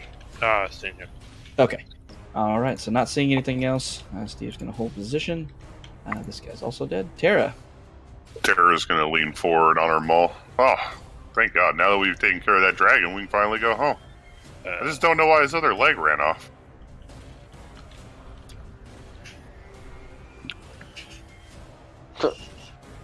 That's your turn. Oh, fantastic. All right. I will... No idea what's happening. Right? I really like that imagery, though. It's not over. You have to kill all of the legs or the dragon comes back, and I'm gonna run off this direction. So that's action dash. Okay. You're able to catch up with Stoneskull. Yep, I don't see him anywhere. Nope. Stoneskull, which direction did he go? He just angrily points with the great sword in that direction.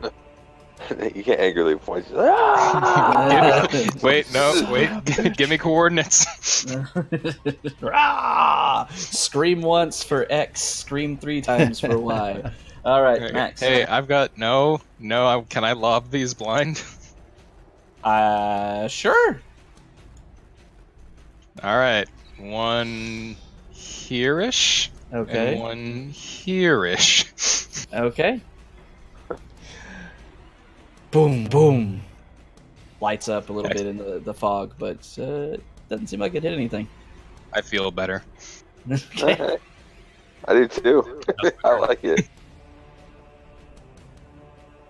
My turn. Let's see. there. Yeah, taking flight, I'm gonna, dash forward. Yeah, that's it. Okay. Stoneskull. Can't see nothing.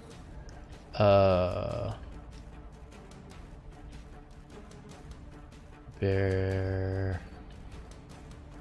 I'm gonna go ahead and make the bear dash and then use my second. Yeah, I can use my second one for an attack, correct? Second wind. No, my sec. So I got the 2 actions. Can I dash and then use 1 attack?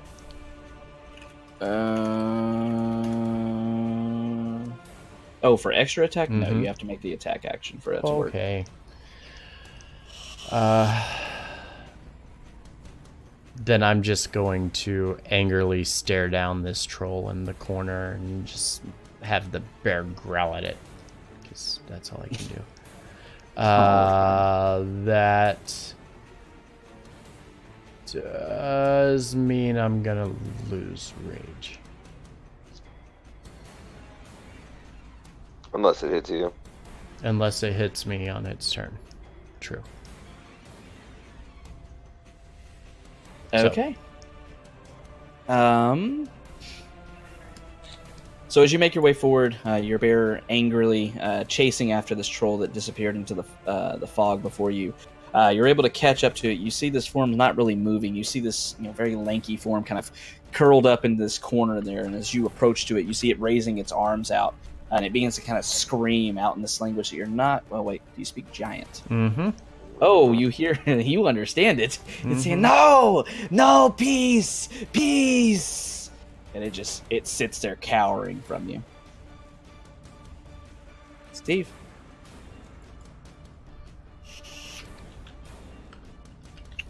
I'm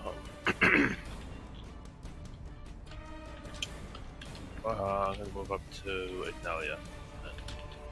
I'll move up as far as I can. Okay. Anything else? No. Okay. All right, Steve takes off running into the mist, trying to chase down his friends. Tara, they left you. Gonna go check on Mr. Pebbles. And then I'm going to attack the ice troll's body. Thank you for the follow, friend. Okay. Kind of squishing sound underneath. Just try to break it up. Yeah, it's very gross. You hit it, but it's pretty gross.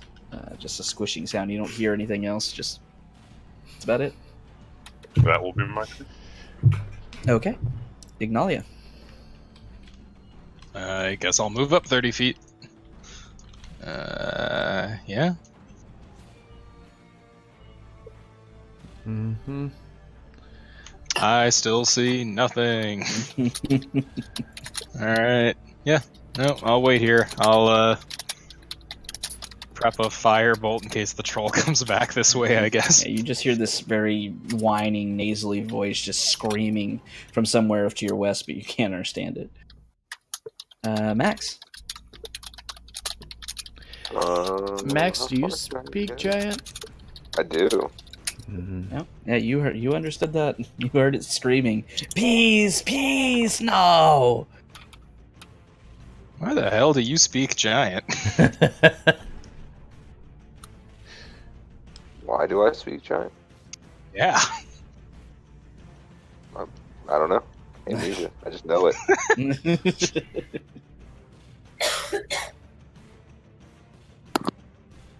All right. We good? Okay. Stoneskull. So yeah, I come down out of my rage and angrily just stare at this troll and shout back for Max to join me. And I'm gonna hold my attack action in case this troll looks to become aggressive. Okay. So as you start moving forward, standing over this thing, it, once again, almost not quite prone on the ground, but it's kind of on its haunches, just shying away from you as much as it can. One lanky arm kind of protecting itself as it huddles itself into this corner. It still looks up at you, just darting its eyes, looking around you, but not really seeing a way to escape you. Just pushes itself further into the corner and keeps, waving its hand in front of its face, saying, "No, peace, won't attack, peace." Steve? Make my way more into the mist with my friends. Okay. Tara? Mr. Pebbles and I have resigned ourselves to Cleanup duty? Oh, no. or cleanup duty. Yeah, we'll toss them in the corner and guard the door. Okay.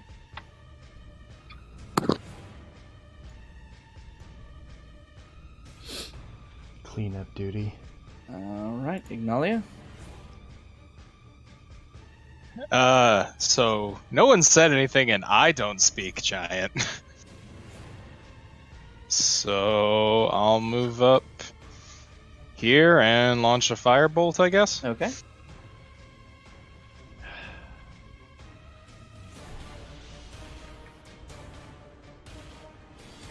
Yep. Goodbye. Oh God. Okay.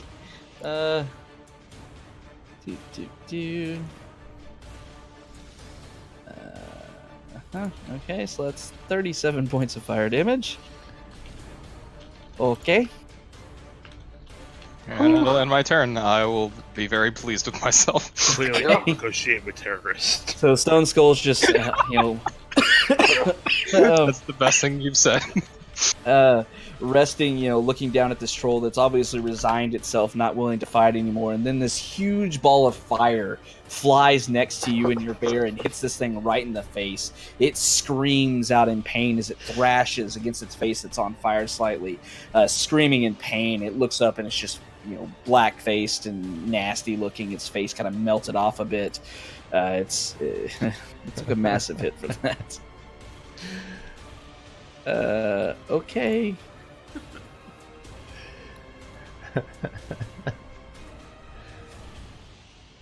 That's funny. Actually, this I think we're... Oh, this poor guy. I almost feel bad for him. Like, everything Ignalia just did to him, it's just so bad.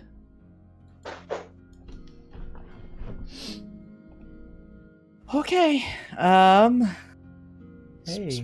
Hey. Tara, you hear the scraping of something behind you that starts moving Oh. towards you.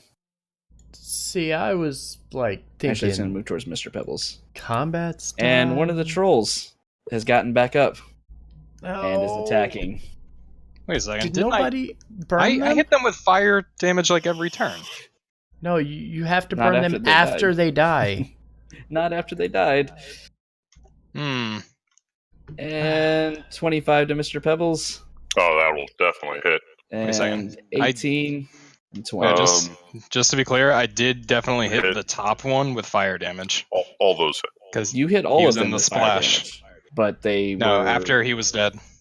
He got hit with the splash from one of the meteors. Oh, he did. That's true. He only took a little bit of damage, but he couldn't have dodged it because he was unconscious. Yeah, so the top one is straight KO. All right. Okay. That's it. I don't recall that, but we'll say you. We'll I, the It player. was I put stupid low them- damage. It was like 4 damage. It was something silly low. I put the meteor in between where Steve was, where Stoneskull was, and where someone else was. So it would only You hit the mentioned it one more. dude who was still up, Okay. but not the other one. The other one was in the blast. All right, that's fine. Okay, those we'll retcon those attacks. This is fine.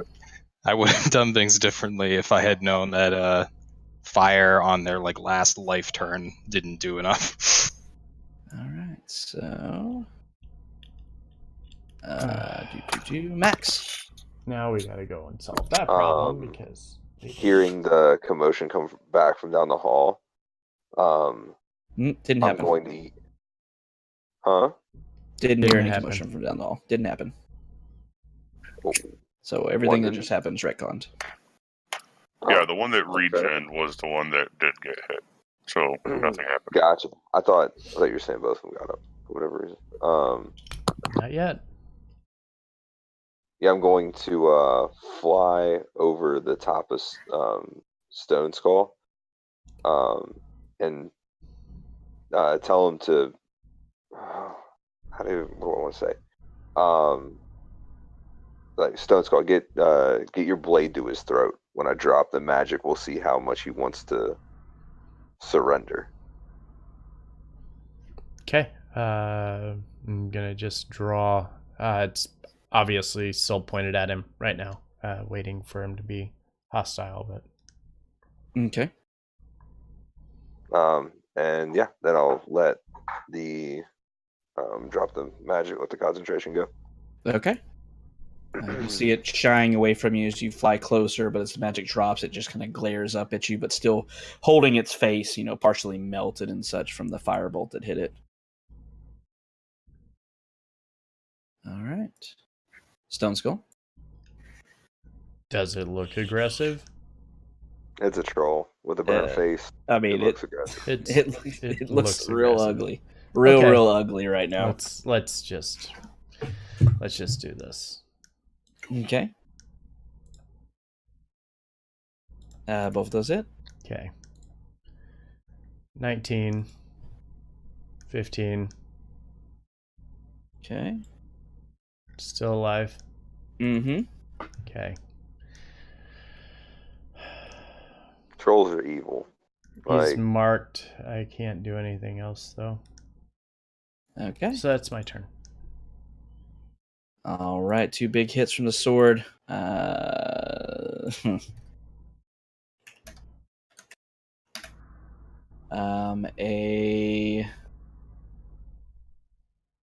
leg flies off this thing. With your attack, it's hobbling there, leaning against the wall, breathing heavily. I thought we were done with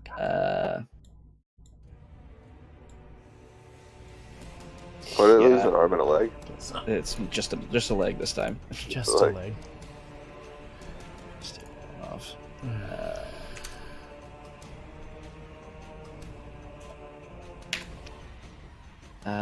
It's gonna lash out at you. At me? Yes, you. Okay. With it's still got its arms. Bite 25 Yeah. and 2 claws 19 and 9. 19 hits as well. Okay. So 12 piercing. Aegis is 4, so 2 damage on each. Uh-huh. Okay. I want to see go toe to toe, bare knuckle with this troll. Yeah, this troll looks super beat up, missing a leg, lashes out, it's able to get a couple decent hits in on Stoneskull as it thrashes out, just backed into a corner with no other Hey there, choice. No Silver matter. Fox. How you doing? Just lashes out at him. And Steve. Move closer to the corner party, I guess. Uh-huh. Anything else?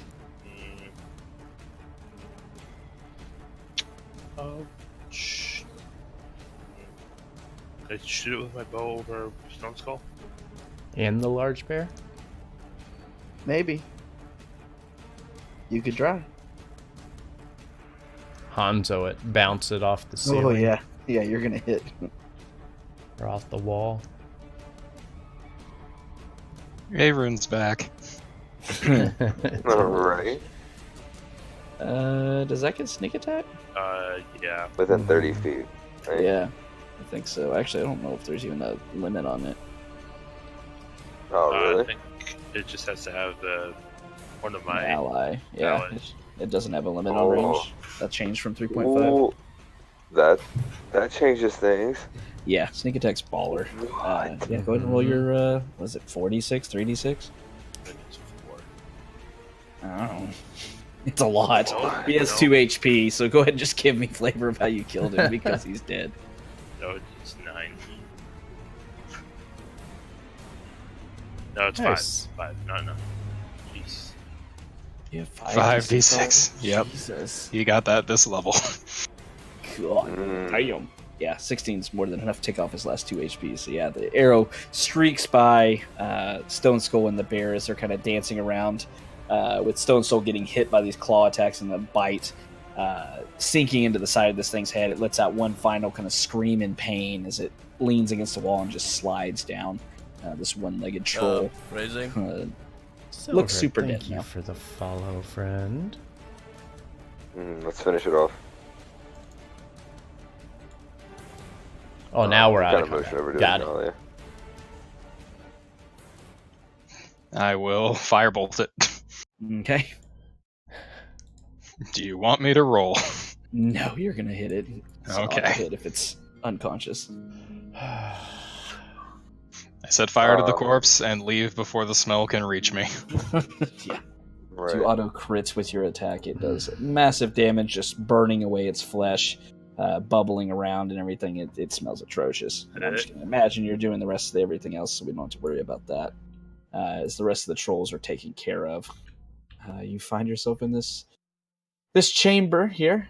This drifting mist kind of moving around as you move through the chamber. You Chamber. saw that the mist kind of shrouded some, icy pillars that rose from floor to ceiling all around you, that these trolls were moving in and out of. You also heard Yes. the sound of Crispy, running water, please. though. Even as you were moving through the chamber, you couldn't really find the source of it. It seemed to be kind of behind the walls or something. But knowing that you've cleared this chamber, not seeing any more trolls, we're going to go ahead and take a 5-minute break. Okay, 5-minute break time. Mm. All right. Oh, sound of running water. So we'll take 5 minutes here. We'll use the restroom, do what we got to do. When we come back, we will continue. Hopefully, we will find our massive dragon that we're looking for and know that we're going to fight. I have a feeling it's probably like a white dragon. But anyways, so we're going to do that. Stick around. We'll be back in 5 minutes. So don't go anywhere, and we'll see you when we get back.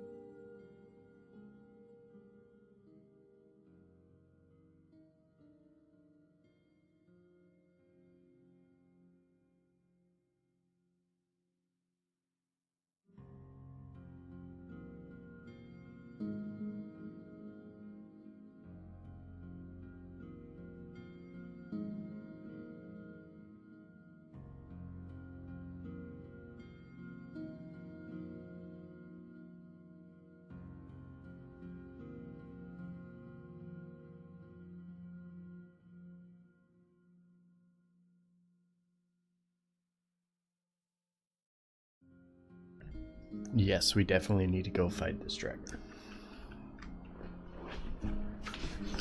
All right, we're back. Well, coming back. Everybody's getting settled back in and ready for what is to come.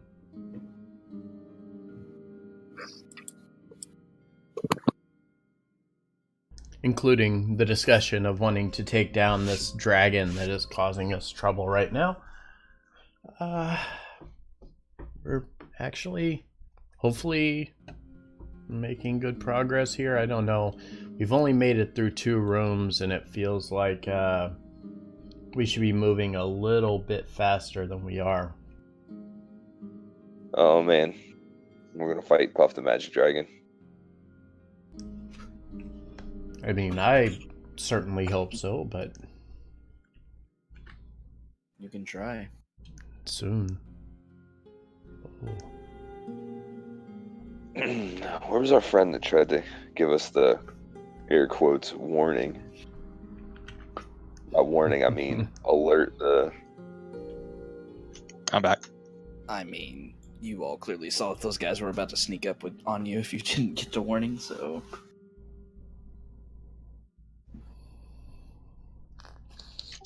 Willie, are you still complaining about my Inuit?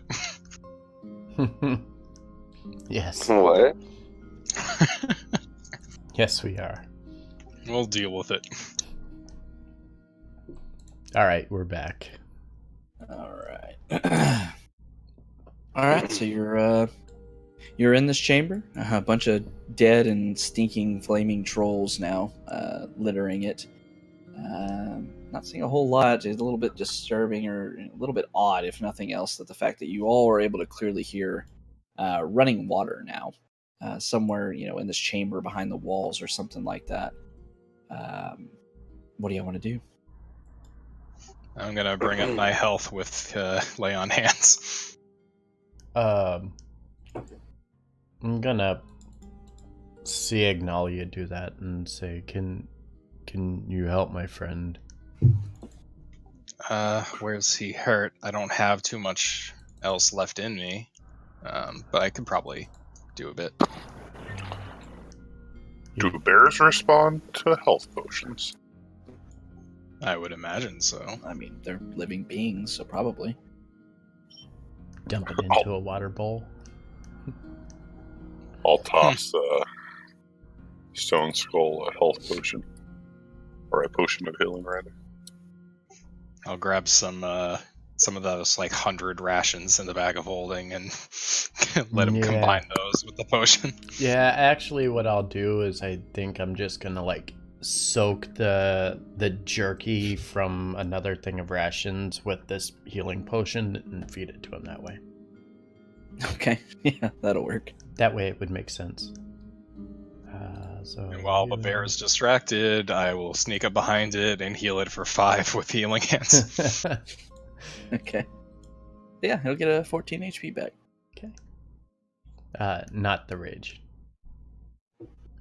Oh, sorry. You smash the bottle into its front teeth. 12 HP back. Okay. That's better. A little better. Kind of groans in pain as it heals up these wounds, but just snacks, twisting its face a little bit. Weird tasting jerky, but eats it all the same. It's a bear. I don't think it's going to complain too much. It's just kind of gross, but Yeah. Whatever. It's fine. Alright, what are y'all doing? I want to go track down the mysterious voice that tried to Gamer Dude, warn us. Thank you for the follow. Picking up my sword because I never explicitly stated that. Probably be a good idea. I apologize to it profusely. It's kind of annoyed. Got some frost on the edges of it. So as you all make your way back out into this hallway, you see the man that you saw very briefly before the trolls attempted to sneak up on you, and you caught them in the act of doing so. You see him kind of precariously standing at the ledge. You see his foot kind of sliding on it, and it looks like he was tentatively thinking about sliding down towards you all, but stops himself as he sees you all out there, and he kind of raises a hand in greeting, kind of speaks out, and you spoke to him in Draconic, right? Yes. Mhm. Okay, yeah, just making sure. It's like I didn't fuck up languages, did I? But yeah, he speaks up in this the halting draconic as he waves down. Seeing Ignalia, he waves again. He says, You alive? Good, very good." I wave back and just say, "Indeed, trolls are dead." As you Do say y'all that, just not like telling me things? Why do y'all keep speaking in weird languages?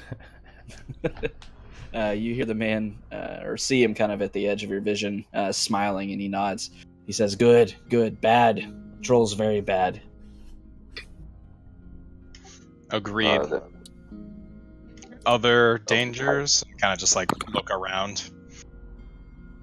With that, he tilts his head, and you see him looking back behind him, and he kind of shrugs to the chamber where you found the ice toads. He says, Ice toads, nasty creatures, but not dangerous.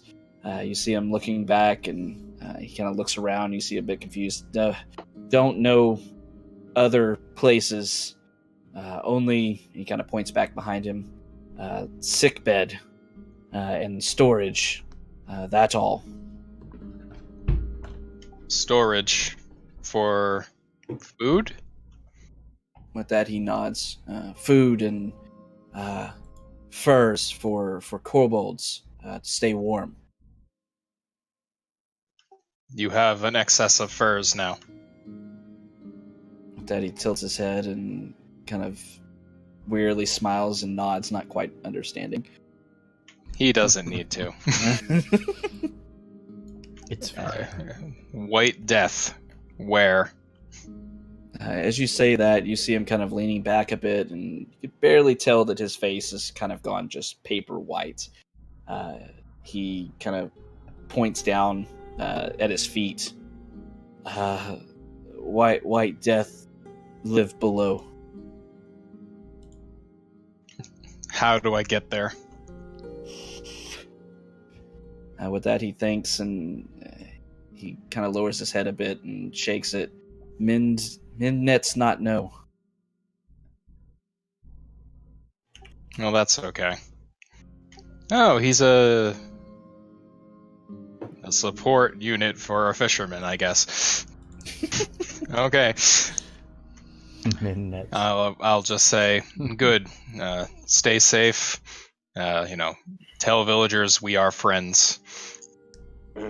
Bone carver. Let her Yeah, know what's going on down here. Yeah, good idea. I'll specifically call out Bone Carver. Mm-hmm. With that, Minnets nods his head once again. Says, "We'll talk to Bone Carver. Don't die." And with that, he nods and begins moving back away out of sight. Thanks for the reassuring words. Good advice. I mean, What did he say? Advice. Don't die. Did y'all repeat that back to me in Draconic or Common that time? We all say it in Draconic. Yeah, we're all chuckling like, ha ha. And he's the only person who doesn't understand. He's like, oh yeah, funny guys. Ha ha ha.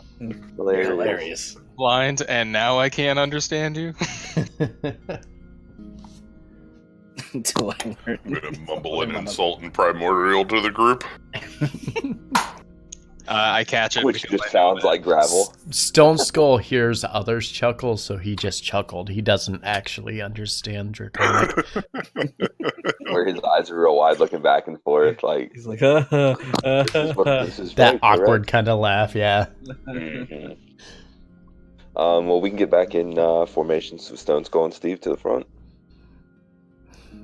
Nod and continue the march this way. I'm guessing ramp here. Mm-hmm. yes. I saddle up next to Tara and say, "Did you just call me a weak boulder?" Like I would call you a boulder. Pebble. Sick Okay. burn. Correct. Try to get the bear up the incline. Okay. It's tough, but you're able to do so. Moving around, only going up about 10 feet or so. At this very long, not super steep incline, but it's definitely an incline away from you. You're able to make it up it without sliding around, but it's like I said, it's half speed. It's difficult terrain. Okay. Yep, I'll continue to do that then. And just as y'all are kind of in shoulder this area, y'all can kind of see the coloration difference. Mhm. You see the darker blue here, Yeah. and then the lighter blue Uh-huh. here. Just for reference, the dark blue is 20 feet. The white, lighter blue is 10 feet. Gotcha. So we're climbing up I'm right gonna now. 10 feet Yes, of you're light, climbing up. like, Like an incline. oh, so that's not how you say inclines. What's its pitch? Like 15 degrees, I would think, right? Oh, It's not super steep. It's difficult to climb up. Cavs has this. It's not easy to climb, but you know, you're able to do it. Versus the one before was like a 45-degree angle. Well, It's also frosty. All right. All right, so as you make your way up,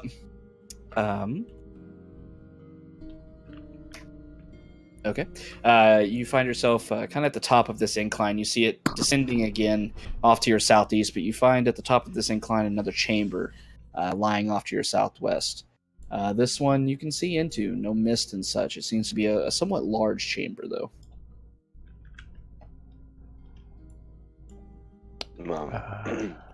motion to make a low whistle to get Steve's attention and just point to my eyes and to the room. Yeah, tell him to scout it out.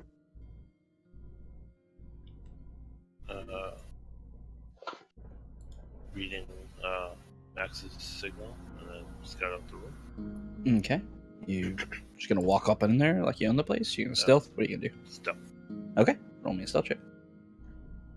Nah, I own the place. It's fine.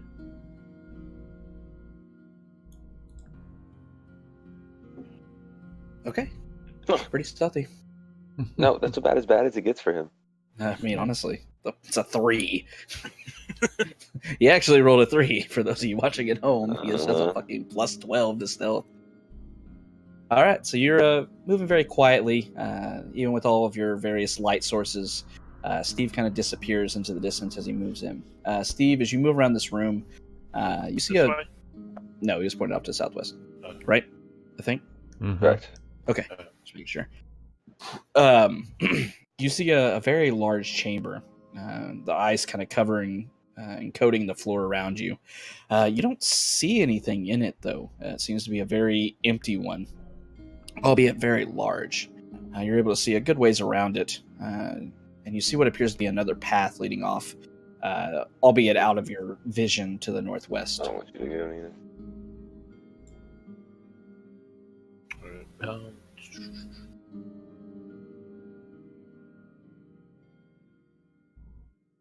Alright, okay, is I for detail for any hidden creatures that might be in there? Or Okay. Give me perception or investigation, your choice. perception. Okay. Just kidding. So yeah, as you're looking around, you don't see any creatures and such running, residing in this chamber. It seems to be very, very empty. Weird. Okay. Make my way back and report my finding.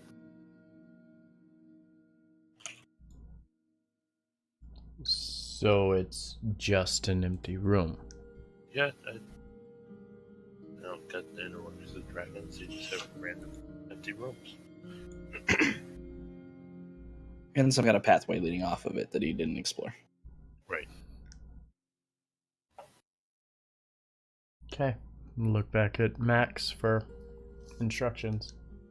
Yeah, let's continue moving forward.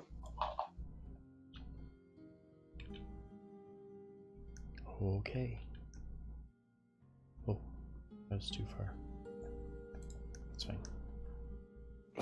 I'd imagine there's a lot of little chambers used and unused. Won't know. I mean, could be nothing. Could be where the dragon is. I Could don't be know. where the dragon is. Did you Is look that where up? the dragon is? Did he look up? I don't think he looked up. He looked around the room. He looked around Up. the room, but not Yep. up. Nope. Mm-hmm. Just See, saying. it's when you put that No, it's when Havoc puts that specific inflection on it. You remember? Does You it- remember Do the you see blue anything? dragon? Or do I hear it? You don't hear anything. Anything? But no? you remember the blue dragon? It was hanging from the roof of the No, that was a room. white dragon. What? That was a white dragon. I thought it was blue. White. Blue was the one y'all fought on the road. Oh right, White you're right. You're inside right. the bottom of You're the right. Skyreach Castle. Oh, what is that? So as you move forward, taking your time once again as the incline goes down now, but spreading out very long ways, so it's easy to go down, though kind of slide your way down. But as you move forward, you find a bit different chamber. As you move forward, you see this chamber stretching off to the north of you from the circular chamber that you're in. As you look up, you see this chamber, start moving closer to it. This chamber feels far colder than any area of the ice caves you've explored so far. The cold issues from a yawning pit in the floor that twists down into darkness, and above which a heavy iron hook is anchored in the ice of the ceiling. A 5-foot wide walkway extends around both sides of the pit, connecting this entrance to an exit across the room. Carved into the ice of the walls are images of white dragons in flight. Well, I have a good idea what's down those stairs. No, there's Are no we stairs. prepared? It's just Just That's a hook. now the hook is the hook attached to like a winch or something on the ceiling. There is just a hook anchored into the ice of the ceiling. That's it. There's no winch, no pulley, or anything like that. It's a rope. You can lower stuff down, but that's the fixed point, basically like a pulley. Mm-hmm.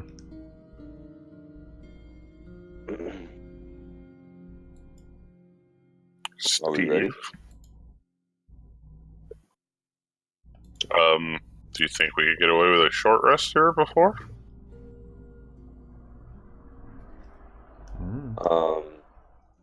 That's actually not a terrible idea.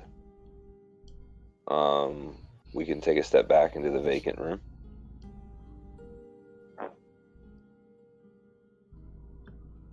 You Yeah, guys no. tell me. Yeah, I mean, I think it'd be best to be as well prepared as possible when we get down there. Okay. So, making your way back. Making Yeah. our way back to the previous room. Yeah.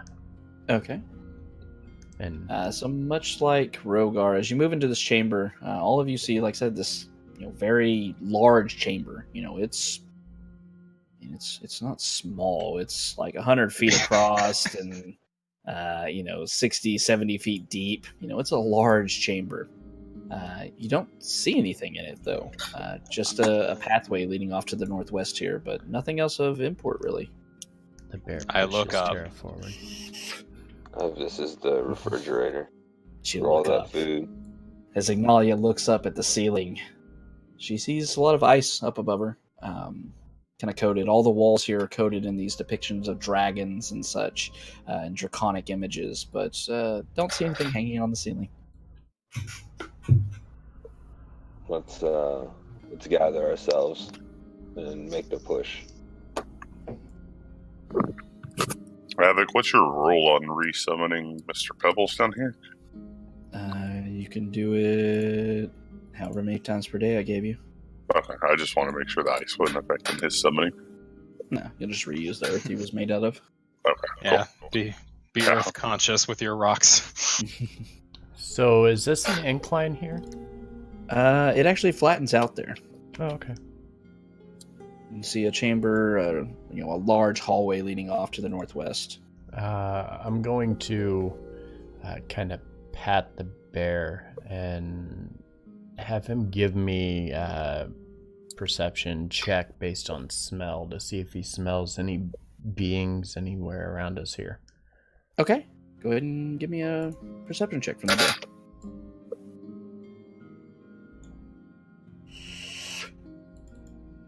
You see your bear kind of sniffing the air, raising its head around, kind of wobbling it side to side as it sniffs the different parts of the air, and then it almost makes like that dog sneeze and tilts its head side to side. And you get the feeling that it smelled something very sour, and it kind of growls deep in its throat to a scent that it's familiar with. We found the winery. To the northwest? In that direction. It's kind of looking in that direction, yeah. I'm gonna let out a soft whistle to try to get the attention of the others.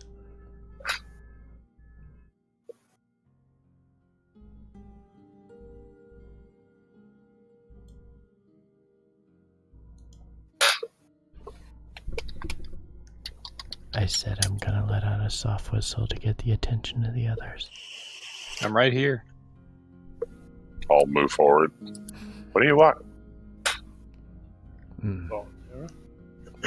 The bear smells something ahead.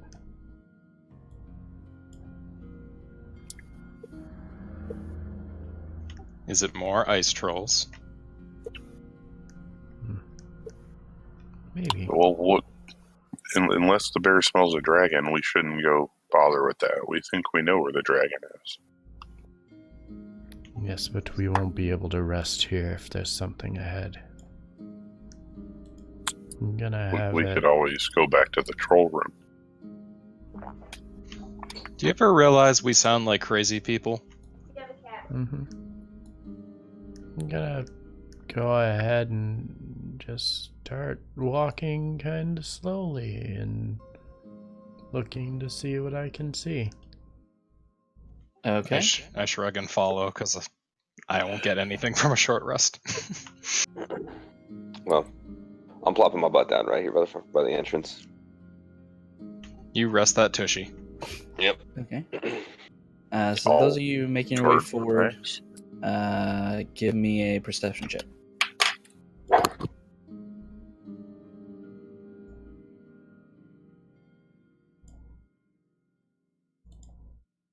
Steve sees the dragon on the ceiling. Ignalia and Rhogar clearly hear the heavy breathing and then heavy footsteps as you see another ice troll coming around the corner and preparing to attack. Called it. Roll for initiative, please. I call over to Max. Found another ice troll. Don't worry about it. We got this. We're not even going to Hey, change I'll the take a music 0. because we got this. Ooh. That's a good use of a natural one. Who needs initiative? Wow. Listen, I don't have initiative to begin with. That made a whole no difference to my gameplay. Tara, are you fighting? Oh, I was guard max. Okay. We'll still roll initiative either way. All right. Okay. All right. Well, Just pretend this is Rhogar where we able put to in the epic hear music this for creature combat. coming. Somehow beats its massive freaking initiative, and you're able to go first. What do you want to do?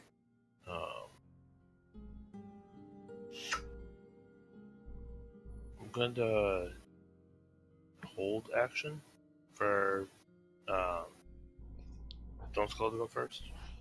Okay, so you're gonna delay your turn until after Stoneskull. Yes. Okay. You will be there forever, just so you know. Mm-hmm. Okay. Okay. Forever for this combat. Shouldn't last very long. All right, so Steve kind of positioned himself in such a way that he's able to charge in, but is waiting for Stoneskull to take the initiative. And this guy's going to step forward, seeing a big bear and a Goliath riding him. He is going to attack one of them. Actually, he's going to go for Stoneskull. He knows the obvious threat here. The bear's chump change. 21 to Stoneskull. Yep. 26 to Stoneskull. Yep. And a 20 to Stoneskull. Your dice are broken, sir. All right, so that's 33 points of slashing and piercing damage to you. What is this I don't know. feeling? I don't know. It's all new to me. Your health dropping. It's crazy. All right, so this thing rushes around the corner, snarling as it dives towards Stoneskull, digging its teeth into his flesh and grabbing on with its claws, rending his flesh as he does so. It launches itself back away from him and just licks its lips as it gets a taste of Stoneskull's blood. Tara.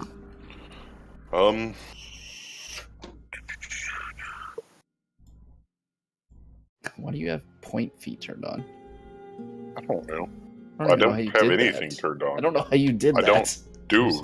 I don't turn things on. Because he's probably in a corner somewhere. Oh, look at that. How did you do that? You can unlock it. So no snapping. Oh, that's why. Okay, yeah. Mm-hmm. I just use snap to center, so. Mm-hmm. Okay, anyway. You ran forward. Now that we've... bonus action having...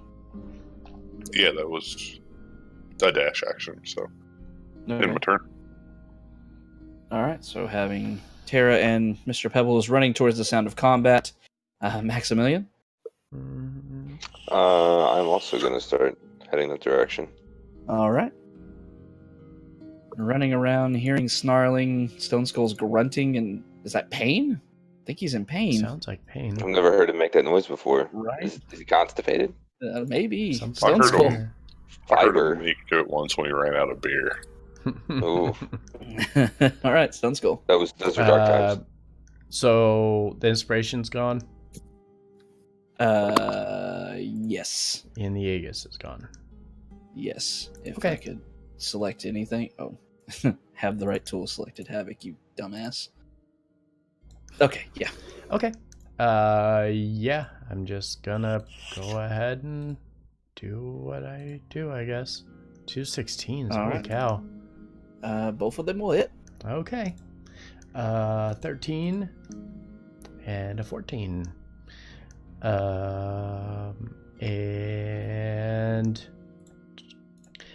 resets on short rest. Second wind on bonus action. Heal up a little bit here. Heal up a little bit. Alright. And that will be my turn.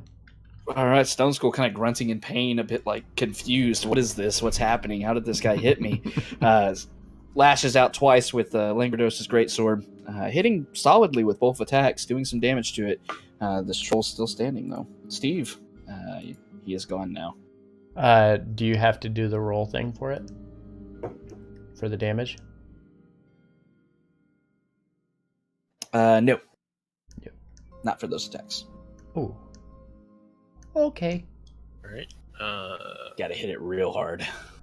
Step up and stab. Uh-huh, that hits. For 16. Okay. And it's piercing, so yeah. And... No. Hey, No. hey Steve, your sneak attack damage is outdated. Yeah, it still says 46. Yeah. Roll one more d6.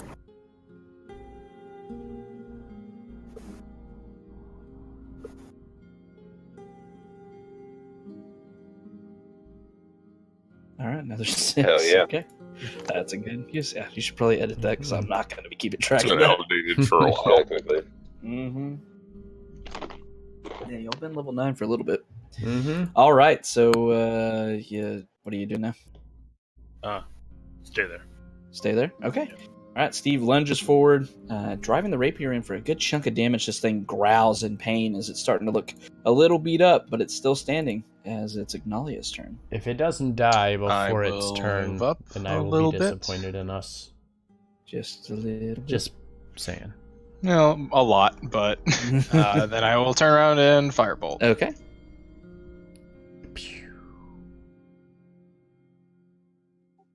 16. All right, that'll hit for 7 damage. All right. Yeah, that was Poopy yeah, damage. that was lackluster. I'll move up to another corner so he feels a little bit more pressured. Okay. Very good. All right. Ignalia lashing out with the tried and true method of stopping these annoying trolls from being able to regenerate their bodies. Does some fire damage to it. It grunts in pain, and you see it's looking down at its body as the massive amount of wounds it's already taken in the few seconds here are not healing. But it is going to look and try to attack somebody.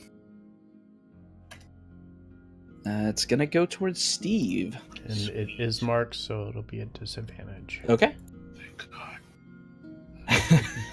All right, disadvantage 11. Oh, shit. Ignore that. Natural 1 and 10. I'm pretty sure all those miss. Yep. Okay, so it just lashes out Yeah. angrily, slashing, kind of blood and ichor around all over the place as Steve just kind of sidesteps around like, man, are you even trying? And that's its turn. Tara.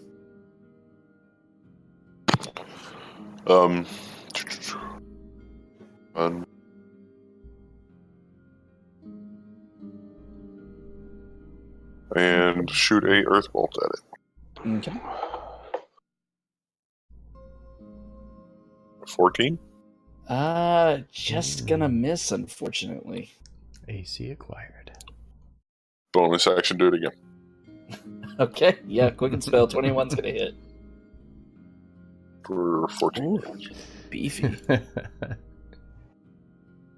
All right, as you lash out with the second earth bolt with your first one, clanging against the ice wall, you kind of twist your hand, and that same amount of earth lashes back and hits this thing in the back. You see it take, growling once again in pain as it's now looking very bloody to everybody else that can see it. But it's still standing. Anything else? Done on my turn. All right, Max. Yeah, I'm going to continue moving forward into the fray myself. Okay. And I'm good. All right, Max, just moving forward, seeing this troll already almost beaten completely, just moves forward and watches it unfold before him as Stoneskull moves forward to probably kill it. Yeah, he's gonna swipe.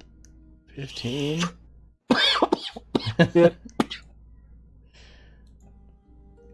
Oh, God, Oh. yeah. Mm-hmm. Give me some flavor on that. All right. So,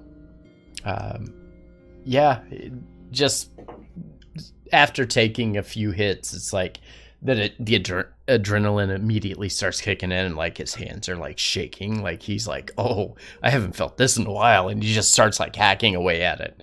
And then as he hits the first slash with it, as soon as he brings it back, he chops dead straight into the skull and just like splits between the eyes.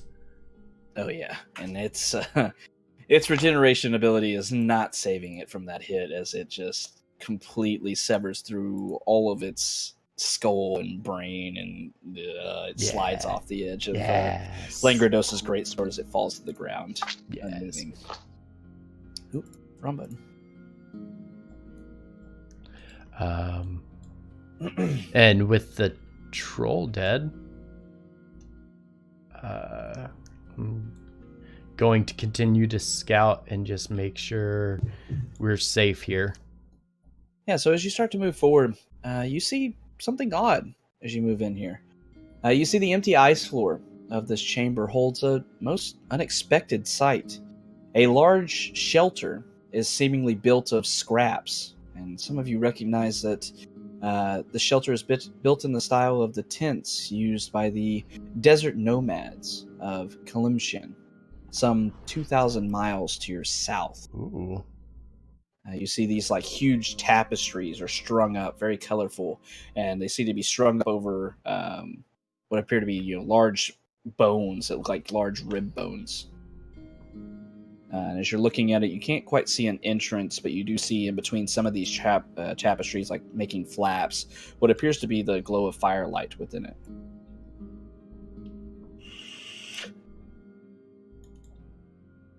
Interesting. Is this something we want to get involved in?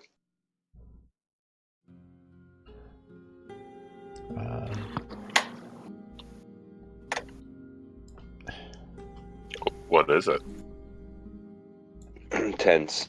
It looks like A tent. babies. A tent, like in the tents. back here, like in the back corner. It's more so like right here. Okay, so like kind of right in front. And again... Oh... I'm gonna look down to the bear and kind of pet and then point forward. Was that what the bear was smelling? You kind of assume the bear was probably smelling the troll. Oh, okay. Now that you fought it, you know those things, they don't smell good. Right. I'm just gonna, take a step closer, about 15 feet outside of the front flap, and say, in common, hello, is anyone in there? As you say that, speaking out loud, you watch the tent for a few moments, and then you see one of the tapestries kind of moving, being drawn aside, and you see the head of a kobold lean out, look at you, dart its eyes back and forth, and then disappear back into the tent.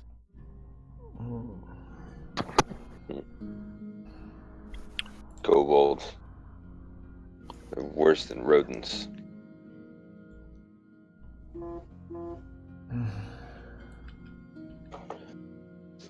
Well, I don't think we have to knock.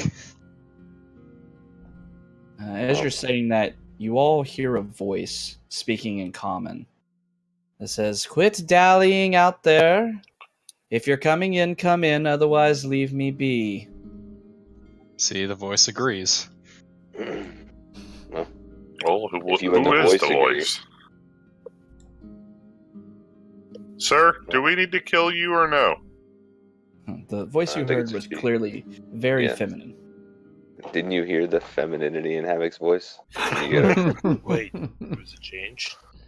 Or I stand by my sir. And So, rocks fall. yeah, I'm going to make my way in and go into the tent. All right. Oh, sweet God. So as you make your way into the tent, you see the interior of the shelter is surprisingly warm, thanks to a small stove and simple lamps burning aromatic whale oil. Carpets are heaped on the floor in thick layers, and tapestries from every culture in Faerun hang suspended from a sturdy frame of what have to be whale ribs. Books and scrolls are stacked neatly on tables and reading stands made of hide and whalebone. The only furnishings in the shelter not made from these natural materials are the carpets and tapestries, and a portable writing desk that appears to have been taken from a sailing ship. Seated at the writing desk is a female tiefling wearing a blazing crimson cloak over tailored furs. The cloak is fastened with a silver and ivory brooch, bearing a design reminiscent of a stylized branching tree, the symbol you all recognize of the Arcane Brotherhood. Two kobold attendants stand nearby, glancing nervously between you and the tiefling. After a few moments, the tiefling looks up with an expression of pale disinterest and asks, "Have you come to save me or kill me? Not that there will be much difference between the two." Well, we didn't come here with the intent to kill you, Macass. As you say that, she tilts her head to the side, as you see what Macath looks like. Nice. And she sets down the quill she was using, looking you over and says, so you know who I am? Well, who are you? Why are you here? Why are you wasting my time? We followed your reports, your sendings. We also heard the Draakhorn. We've come this far to seek you out and to follow the Draakhorn. It's led us to the White Death in his chamber. We're preparing to try and eradicate him, to try and kill him.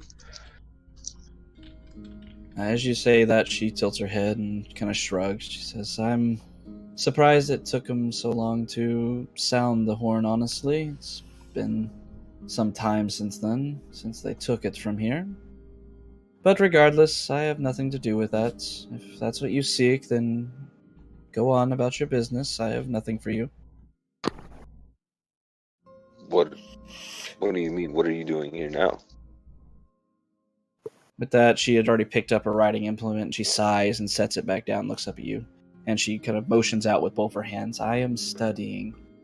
I am here to learn as much as I can before I'm killed. I don't have much of a choice here. That's why, even if you were sent to save me by whoever it was that sent you, there's no chance of me leaving here. Aradentor's got me under his wing, as it were, though I'm not willing about it. Is it magic? With that, she shrugs. Among other things, I'm not compelled, if that's what you're thinking, but I can't simply leave here. I've tried, she says with a bit of a frustrated scowl. It didn't go well, and I'd prefer not to die before I finish my work here. Were you held back by magical means?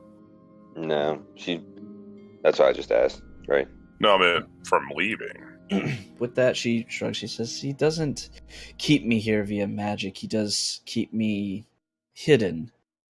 He has found ways to hide this place, as well as everything within it, from scrying magic and such, so I've been unable to reach out with sending spells and things of that nature. Everything I've tried has been blocked, and she kind of winces a bit, and I've been punished for doing so I don't try anymore. I simply stay here and do as he asks. And she kind of looks down, translating these scrolls and working through the work that he has for me. It's interesting in its own way. She kind of motions to the scrolls and stuff set before her. All of these parchments and writings are all from long ago at the host tower of the Arcane. He stole them. It's quite fascinating, really. But regardless, I've been unable to leave, even if I were to set off in a boat. I'm sure you're thinking you could whisk me away, but doing so with Aratator still alive is suicide. He would simply fly after us and kill everyone aboard the vessel and sink it very handedly. Wonderful. So you're saying that if we were to take you, he would come out of his lair? With that, she kind of raises an eyebrow at Tara and nods her head. Yes, more than likely. If you're looking for him, you can go seek him out yourselves. You don't need to get me involved. Yeah. Oh, I think we do. Why would we fight a dragon in his lair? And by the way, are the kobolds your friends or your jailers? With that, she looks down at the kobolds and kind of scoffs. She says, they are under my service, according to the dragon. He wants me to use them as my... She kind of thinks for a moment. My squires, I guess. They retrieve things for me. And even as she's saying this, you see the kobolds are, kind of reaching into their packs to grab at daggers, but really just looking back very nervously between everybody. She says they're fairly useless. I don't know why he keeps them here. Probably just to keep an eye on me, honestly. Well, I don't think we'll be needing them. As you say that, she raises a finger, says, you will not be killing them in here. There's too many important works in this tent. Go outside if you're going to rough around. With that, I'm going to smile and lean my head out of the tent. Oh, Stoneskull. Yes. With that, I just want to try and toss this kobold out of the tent flap. The kobolds immediately start dashing out of the tent away from you. And I try to trip one. about that time, Stoneskull and the bear turn around and greet them with a big smile as they come running out. Okay. Anybody inside the tent doing anything? Yeah, I'm tripping one. Okay, make a melee attack. Just a normal melee attack. Yeah, I almost D20 feel bad, but they're plus- kobolds. I'll let you use... It's 9. Yeah, I'll let you use strength for it. Yeah, he falls on his face and slides and skitters out of the tent on his belly, sliding Eat well. towards the bear and Stoneskull. The other one runs out of the tent. If nobody's doing anything, Mm-mm. No. okay. runs out of the tent and immediately starts taking off in this direction. Oh, Disappears Oh. around the corner. oh, does he know? Uh-huh. Ugh. Why are you guys letting him go? Wait, I'm gonna hold on. give chase. Sorry. Time out. I thought we were on the same. I thought Stoneskull and Bareface were blundering him up when they went out. Yeah, that was my goal. But I was waiting because I wasn't sure if we were jumping into combat or not. I asked if you wanted to do anything. Yeah. Okay. Yeah. Okay. All right. I mean, yeah. Okay. I'll put them both in front of you if you want to do something like that. That's why I asked. Okay. The one that's prone, the bear's gonna bite it at Okay, advantage. that hits. Uh-huh. And then the other one, the bear's claw. Uh-huh. Both of them hit. Okay. First one, 11. Mm-hmm. It's Second food now. one, 11. It's It's also food. yeah, it's sashimi now. Yeah. Okay, so these two kobolds attempting to run out. You saw them both looking, the one sliding, not really having much of a chance, but the other one's kind of sliding to a halt, looking like it was going to run to the north, but the bear makes short work of them. As this concludes, those of you still in the tent, you see Macath kind of tilts her head and shakes it, says, needless violence. And with that, she kind of leans forward, resting her hands together over her desk, and says, well, what is it you want? What do you need me for? We need your assistance in taking him down. We White were Death. sent to find you specifically so we could find and track down the Draakhorn. But while we're here, we were asked to take care of that dragon. I mean, as you alluded to, there's no getting off of this ice shelf without his blessing. So, With that, We'll just she have to take it chuckles. She says, his blessing, he will kill us all if you try to attack him, but even if you were successful, I mean, you could weaken him enough to leave here. He has small interest in this lair here. It's not his main one, so if you were to weaken him enough, he may flee for some time to recover, but even if you could do that, why would I help you? What do I get out of it? the Draakhorn.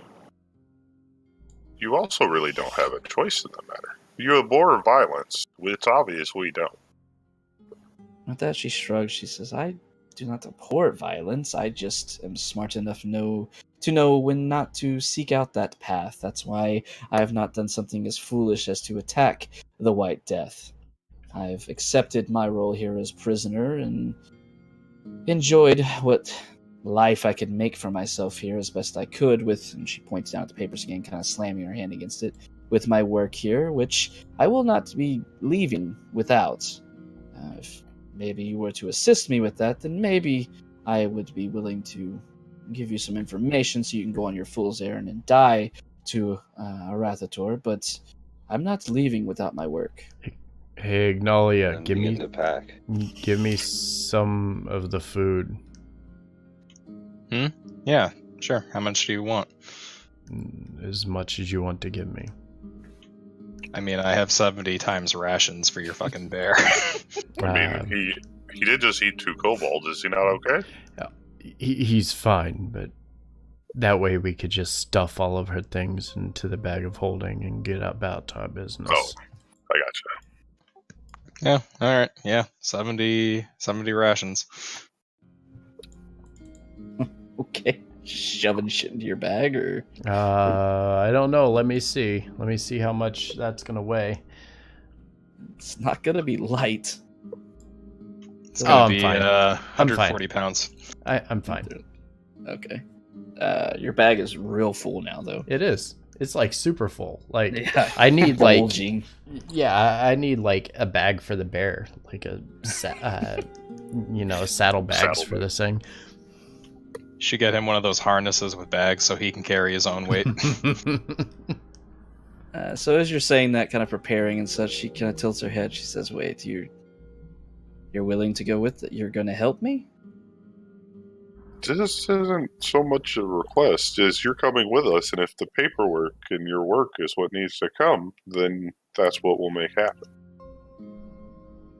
Mm-hmm. With that, she thinks for a moment. She says, maybe it's possible for y'all to do it. I don't know. Anybody who's gone to face Saratator has died. Every single one of them. But if you were willing to take the things from the scriptorium, I would go, but you have to restrain him. You have to either kill him or drive him away. Those are the only two options. Otherwise, none of us are leaving this iceberg. With that, I imagine we all kind of look at each other and nod. That's the plan. We understand we must attack quickly and fiercely. He won't expect it. But once it starts, it can't. There's no going back. Not until he dies or runs. With that, you see McCath thinking for a moment. Give me a persuasion check. I really want another caster with us. And I'm... Really? Come With on. that, she's thinking for a moment. She says, it's foolish. Even attacking him at all is foolish, but he isn't expecting you, I don't think. There was word of some, I guess, that arrived at the village above that was spread around these caves, but no one that I know of ever went down to talk to Arathator himself, so maybe he's not expecting you to make it there. And if I helped, I'm not much for combat. I know my way around a magic missile or two, but I could be adequate in helping with that. Maybe. How about counter spelling? That she thinks. Says, I could do that and help with that. Okay. She nods. Very well. Fine. We will go with your fool's errand. With that, she stands up and flattens her robes a bit and turns around. She says, you'll need, and she reaches forward and there's a box sitting up on a shelf back behind her. She opens it up and throws this gold ring over her shoulder, landing next to Rhogar. She says, take that. Someone use that. It's a ring of cold resistance. You'll need it. With that, she starts looking around. Does anybody have a bow? Does anyone use one? I have one. And with that, she turns around and pulls a quiver off the wall and shoves it in your face. Here, take these. And you see these arrows are like almost crafted. It looks like out of bone, very ivory in the color and a bit larger than when you're used to shooting out of your bow. She says, those are very, very effective against dragons. I made them myself. When that, she starts looking around. She says, what do you need to know? Okay. Arathator is down below us. There is an entrance, and she points off to the north. Through the scriptorium there where all of the work is held, but there is a tunnel that leads down towards his lair down below us. She says, what else you said you were seeking? The Draakhorn? Did you mention that? Yeah, we did. That she nods. She says, yes, it was here. I'm afraid that you won't find it now. It was taken. There were a group of these humans. They were wearing very odd robes, purple, and she kind of describes, purple regalia on it. Cult, yes, they seemed cultist in nature. I don't know what they were, but they came 6 months ago or so back and took the Draakhorn. They talked Arathator somehow into it. One of them was wearing an odd-looking red mask. The mask allows them to control dragons. As you say that, she tilts her head. Oh, that's fascinating. That makes sense, though Arathator did demand tribute from them, so I don't think it's foolproof, but that would explain how they were able to get it from his grasp. But, like I said, unfortunately, the device is long gone at this point. It is not here. Could we ask him where they took it? Ask who? Dragon. Oh, you can try. Hey, buddy. That horn that you sold. You know where they took it? Where'd it go? Like we're gonna kill you, but you could like help us out before we murder you. With that, she shakes her head. She says, he probably knows, but good luck, I guess, getting information from him. What else? Once again, if you go to fight and face him, she looks around the group, you're probably going to die. I'm dead already. Since I was captured by him, I've All right, given Drake. up. Have a I've good just night, bud. devoted myself Thank to my you work. for hanging and out. hope And that if you're you free would tomorrow, feel free to stop by keep me for alive our for that homebrew purpose campaign. at the very least. I'd be happy to but have you here. You could always try to escape, though if you escape now, he'll probably be alerted and you'll still die. So, honestly, I can kind of see why you're motivated to do this. I want to just kind of walk up and kind of grab her by the lapels, a quick shake. Just snap out of it. There's only one way that we leave it, and it's through him. The time for cowardice is over. With that, she raises a kind of clawed finger and kind of slowly pushes your hands away from her. It's not cowardice that drives me, my friend. It's knowledge.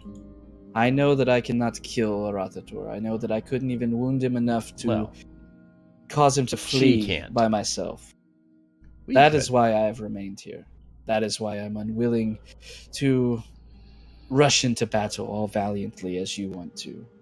It's not cowardice, my friend. I promise you I would not have come out here by myself if I were a coward. I'm saying that you've resigned. Now's not the time. We need you.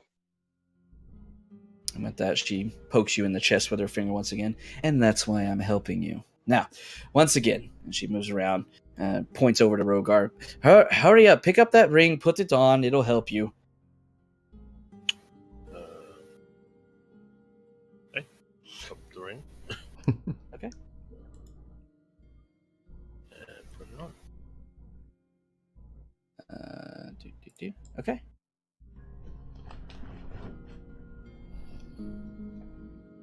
I mean, she threw it at Rhogar. Y'all could always trade it between others if you wanted to. She's just No, trying to that get you wasn't to sarcasm. He needs both of those. move. Okay. With that, she nods. She says, she shakes her head. Even with your combined strength, unless you were heroes of great, extravagant magnitude, I don't see us killing Arathator. But if we can wound him enough, he will abandon this lair and head off somewhere else in the Sea of Moving Ice to recover. If we can do that much, we will have time to flee and leave here. And she kind of thinks, maybe even the ice hunters above will have the chance to do so as well. He won't be able to recover quickly, but we have to be careful. He's crafty.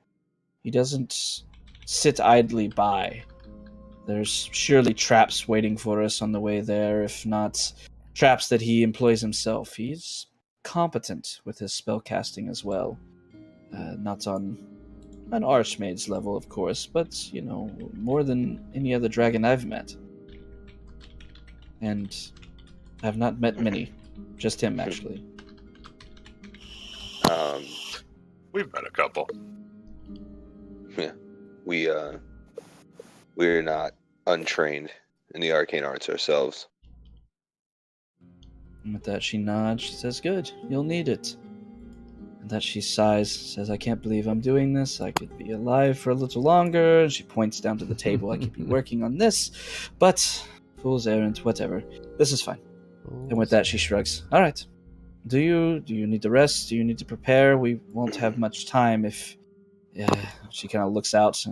Kobolds are dead, and she kind of moves forward and moves one of the tapestries away. We were talking, right? Because we didn't need to do anything. It's been like 5 minutes. Yeah, you have 5 minutes of rest. Yay! We just need 55 more, boys. She says, you may... She shakes her head. You may have an hour, 2 tops, to prepare yourselves. But if you've made any...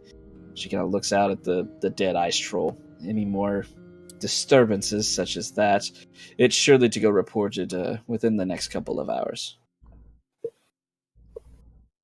I only need an hour. Yep, 1 hour. A quick Short. respite. Short rest. Okay, hours up. Let's go. All right. So as she nods, she says, very well, I will prepare some Things of my own, I suppose, to see if we can make it through this. And with that, she shrugs. You can use my tent for now if you want to stay warm. And she disappears and heads off to the north towards what she called the scriptorium. Disappearing there for the hour or so. She comes back every once in a while, dropping scrolls on the table, sorting through them, and picks up a couple and puts them into her pack, and then disappears again. And with that, she comes back. About an hour has passed, and she pokes her head in. She says, "Well, are you ready? Time is of the essence." I can't see anything. Giving Max, Steve, and Stoneskull a potion of greater healing during the short rest. Me? No, I'm good on healing. Okay, then Bro, yeah. I'll take it. Steve and Stoneskull potion of greater healing. Yes. Did you do something to my token? I haven't touched it. I don't see anything now. It's still right here. I don't see anything though. There we go. Oh, Now I do. Okay. Weird. There you go. Just Very moved you. weird. Roll 20 glitch. Yeah. Cool. I was like, All right. wait, where did my token go? I don't know. Good old roll 20. All right. So does anybody else have anything they're doing during their short rest? I'm gonna try to feed another potion to the bear. Actually, can the bear just heal up in short rest? Or Yeah, I could roll how it. does that work? How How does that work? does that work? Okay, let's homebrew some mount rolls real quick. He has 5d10, so I could roll d10. Yeah. He's got Okay. D10s as hit die, so yeah, treat him as a player character. Okay.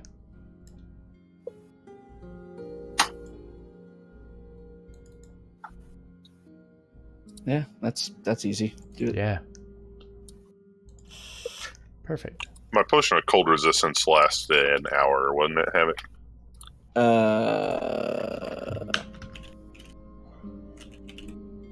I will tell you in a second. I mean, I could have looked it up Yes. too. Yes, 1 hour. All right. It's my job. It's fine. You should have known. Sorry. There's a few potions out there. If we leave from here, if I take it now, I'm fine. I mean, you could ask Macass. She's kind of thinks for a moment. She says, this will lead us down into his lair. She kind of points to the north. There's an entrance through the scriptorium. It will lead us to a place fairly close to. It actually lead us to his overlook, I guess. He very proud of it. It's where he puts all of his jewels and items and gold and such, and the ones that he doesn't keep down in his respite proper. But it'll be fairly close to where I imagine he would be resting right now. So within an hour, yes, should be more than enough time. I'll just wait till we start to descend. Okay. I'm gonna find a corner of the tent, pull out the sword, and just kind of meditate for a bit, say a prayer. Okay. Because we're confident, but we are still gonna go fight a fucking gigantic dragon. Mhm. Not one of the small ones. No. Oh, he's not a baby. He's a big boy. He And kills we're gonna go do it in everything. his lair, apparently. Yeah, this is fine. Only thing I'm missing right now is action surge, so I'm good. I was super conservative on spell slots, so I'll make it through. I was super dodgy, so I'm good. Super dodgy. All right. All right. Anybody have anything? That's it. All right. So with that, Macath- Wait a second. Sorry. Mhm. Just in case it randomly is beneficial. Most of us motherfuckers are gonna drink from the drinking set again. Okay. From the silver ewer and goblets. Yeah. Okay, so it'll give you. You all have resistance to poison, Okay. except Wait. Check. people that Sure. already had it.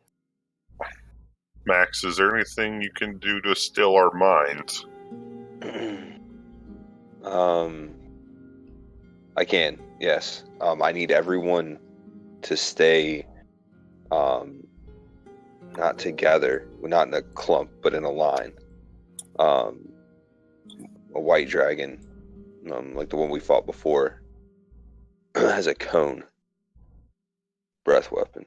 So we want to be able to spread out and not stay clumped together.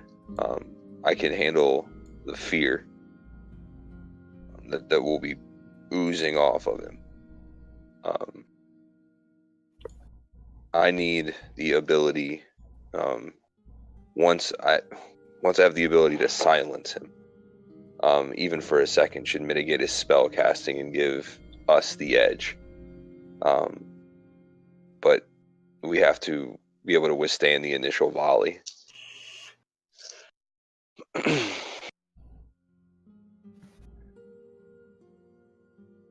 All right. All right. With that, Mikath nods. Says, "If you're ready, then let's all go die together, I suppose." And with that, she exits the tent and starts moving to the north. Who else has detect magic? I do. "I do," says Mikath. One of us needs to have it on at all times once we head down. You mentioned traps, and if he's as good as with magic as you says he is, I bet the traps won't be mundane. More than likely, very apt. I want to describe that word. A logical conclusion, I think. So I will be watching for them. You just prepare and try not to die. Thanks for the vote of confidence. At some point in that duration of time during the short rest, Stoneskull's going to concentrate and attempt to perform his Speak with Animals spell. Okay. Basically, kind of checking in with the bear to see how it's feeling after being through a bit of combat now. Okay. Good thing you did this, because as you're checking in, you notice something a bit odd with the bear. It's anxious. Not quite frightened, but borderline so. You kind of get the feeling from the bear that it smelt something that frightens it. I'm going to say we're headed to fight a dragon. I don't know if you know what a dragon is, but it will be very dangerous for us. As you describe it, you get kind of the mental image as it acknowledges a dragon. You kind of get the mental picture of a dragon that's red in its coloration, flying over the woods and setting fire to everything around this bear. It does not like the idea of fighting one of them.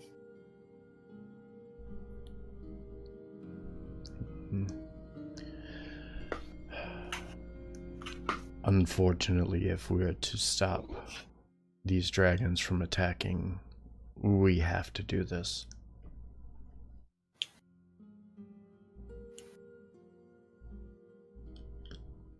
He stops and thinks for a second and then says, "Would you prefer to be left behind?"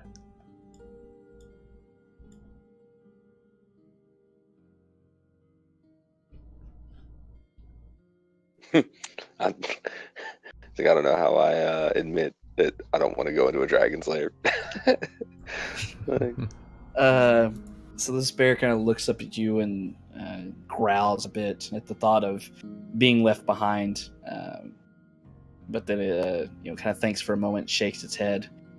You get the very real feeling that it is not excited about the prospect. It'll do it if you tell it to, but you're getting the real big feeling that it feels like it's going to be a liability.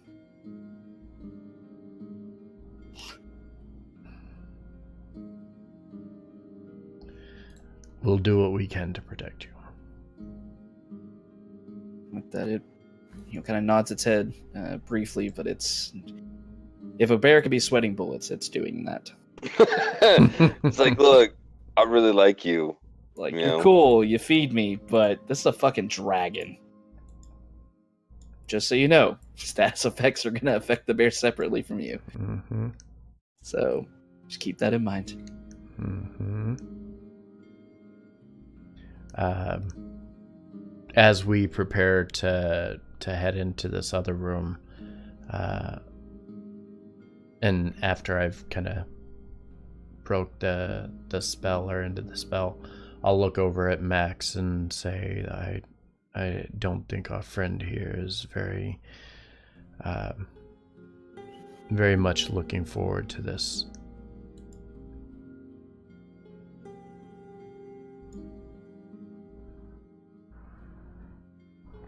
And kind of stop and think and say, I don't know how helpful he will be in this combat. I think perhaps using him as a rear guard, asking him to stay and protect us as we descend, would be the best use.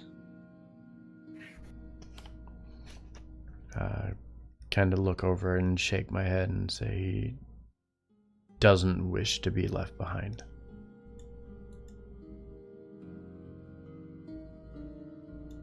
Say, buddy, I'm sorry. What'd you say? I said he doesn't wish to be left behind.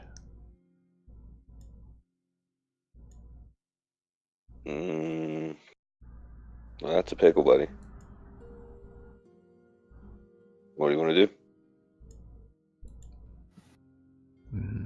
Not sure.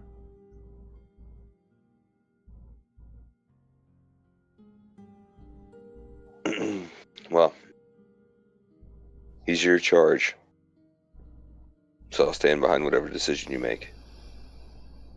But we need to move. Time is of the essence now. Do or die time. Hopefully not the latter. Stoneskull will nod and kind of push the bear forward, get him up and going. He'll think on it, knowing that the bear doesn't want to be left behind. He's going to still bring the bear with him, but it may just mean that while we're approaching, the bear might just have to be left to protect wherever we came in at or something. I don't know. I'll have to figure that out when we get there, when we get to that situation. All right. With that, you see McCath moving forward, kind of looking at you all. Are you ready? We need to go. Let's go. Yep. Ready. So she leads you up into a chamber up to your north that you follow her into. As you look around, you see 3 shelves stand in this otherwise empty cavern, cobbled together out of salvaged wood, whalebone, pieces of probably giant's armor, and even the frozen limbs of maybe a yeti or something. A number of scrolls, books, parchments, and folios are carefully arranged on the shelves, all bearing the markings of magical writing. With that, she kind of motions over. This is what we will need to take with us, and she kind of looks at you. She can clearly see the cast spells. Do not attempt to read anything there if you have the chance to do so. Do not do it. I'm saying this as someone who has been translating these for literally years. Do not try to read them. They will warp your mind and probably kill you. And with that, she turns, and you see to the west there's a hole here. She moves towards it, and you all start looking at it. You see this hole does not have stairs or anything. It just disappears. And with that, you see her pointing over on the side of the hole. You see a pit and stabbed in with a rope. She says, this rope will get us down towards the bottom, but not all the way. I've just put it down here the last few minutes. When we drop down, there will probably be 15 or 20 feet that we'll have to still go down at the end of the rope. And there will be no easy way for us to get back up. Our Rethator does not want anyone, intruders or even guests such as myself, to be able to easily leave his lair. Once we go down, we're down there, and we're not coming back easily. Are you sure you're going to do this? Quick save. Yep. Quick save. Make sure you're healed up. All right, jump in. All right. So with that, I'm kind of. It's kind of forcing my hand. I'm gonna have to leave the bear here. Mm-hmm. Yep. And I'll just check to be sure. None of us want to be assholes and read through the stuff she said not to, right? Correct. Yeah, I can't read Yeah. that stuff. So Yeah, Yeah. Stoneskull can't read either. So Okay. I'm gonna. You could take the bear. I mean, the hole's big enough for the bear to fit into. but Just it would just. can't use a rope. we'd have to It lower would it just- now. Yeah. It would fall though. It would fall, but it'd be like, as you're looking at it, you can see it's like a twisting tunnel. It'd be a Mhm. slide and a fall, kind of at the same time. Kind of similar a little bit to what you did on the stairs. Might be able to control it a little bit better. The cat tells you that it's a winding tunnel. The only real danger is, the end where it drops out about 15 feet to the ground below. Okay. Well then, I guess I'll try it. That's fine. Okay. All right. With that, she nods and she holds up her hands, and you see her casting a spell as arcane runes appear around her as she casts mage armor on herself. Not seeing her do that, but knowing that we're about to go down there, Tara's going to take her potion of cold resistance. She kind of looks around the group, thinking, does anyone want to be invisible for this?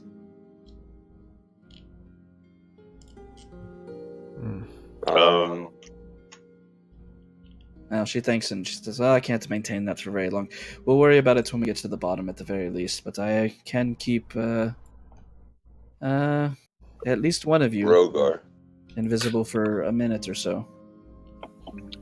When we hit the ground, make Rhogar invisible. With that, she nods, looking over towards Rhogar. Very well. Let's get this underway, shall we? Yup. Okay. So as you all start descending, Stoneskull, you going first or last? How many people are there Uh, right now? 1, 2, um, 3, 4, 5, 6. I'm gonna go first. Okay. Yeah, I don't want that bear sliding down behind me. No, So say, yeah, it's like you that's what keep I was going. thinking. All right. So Stoneskull and his cave bear head down.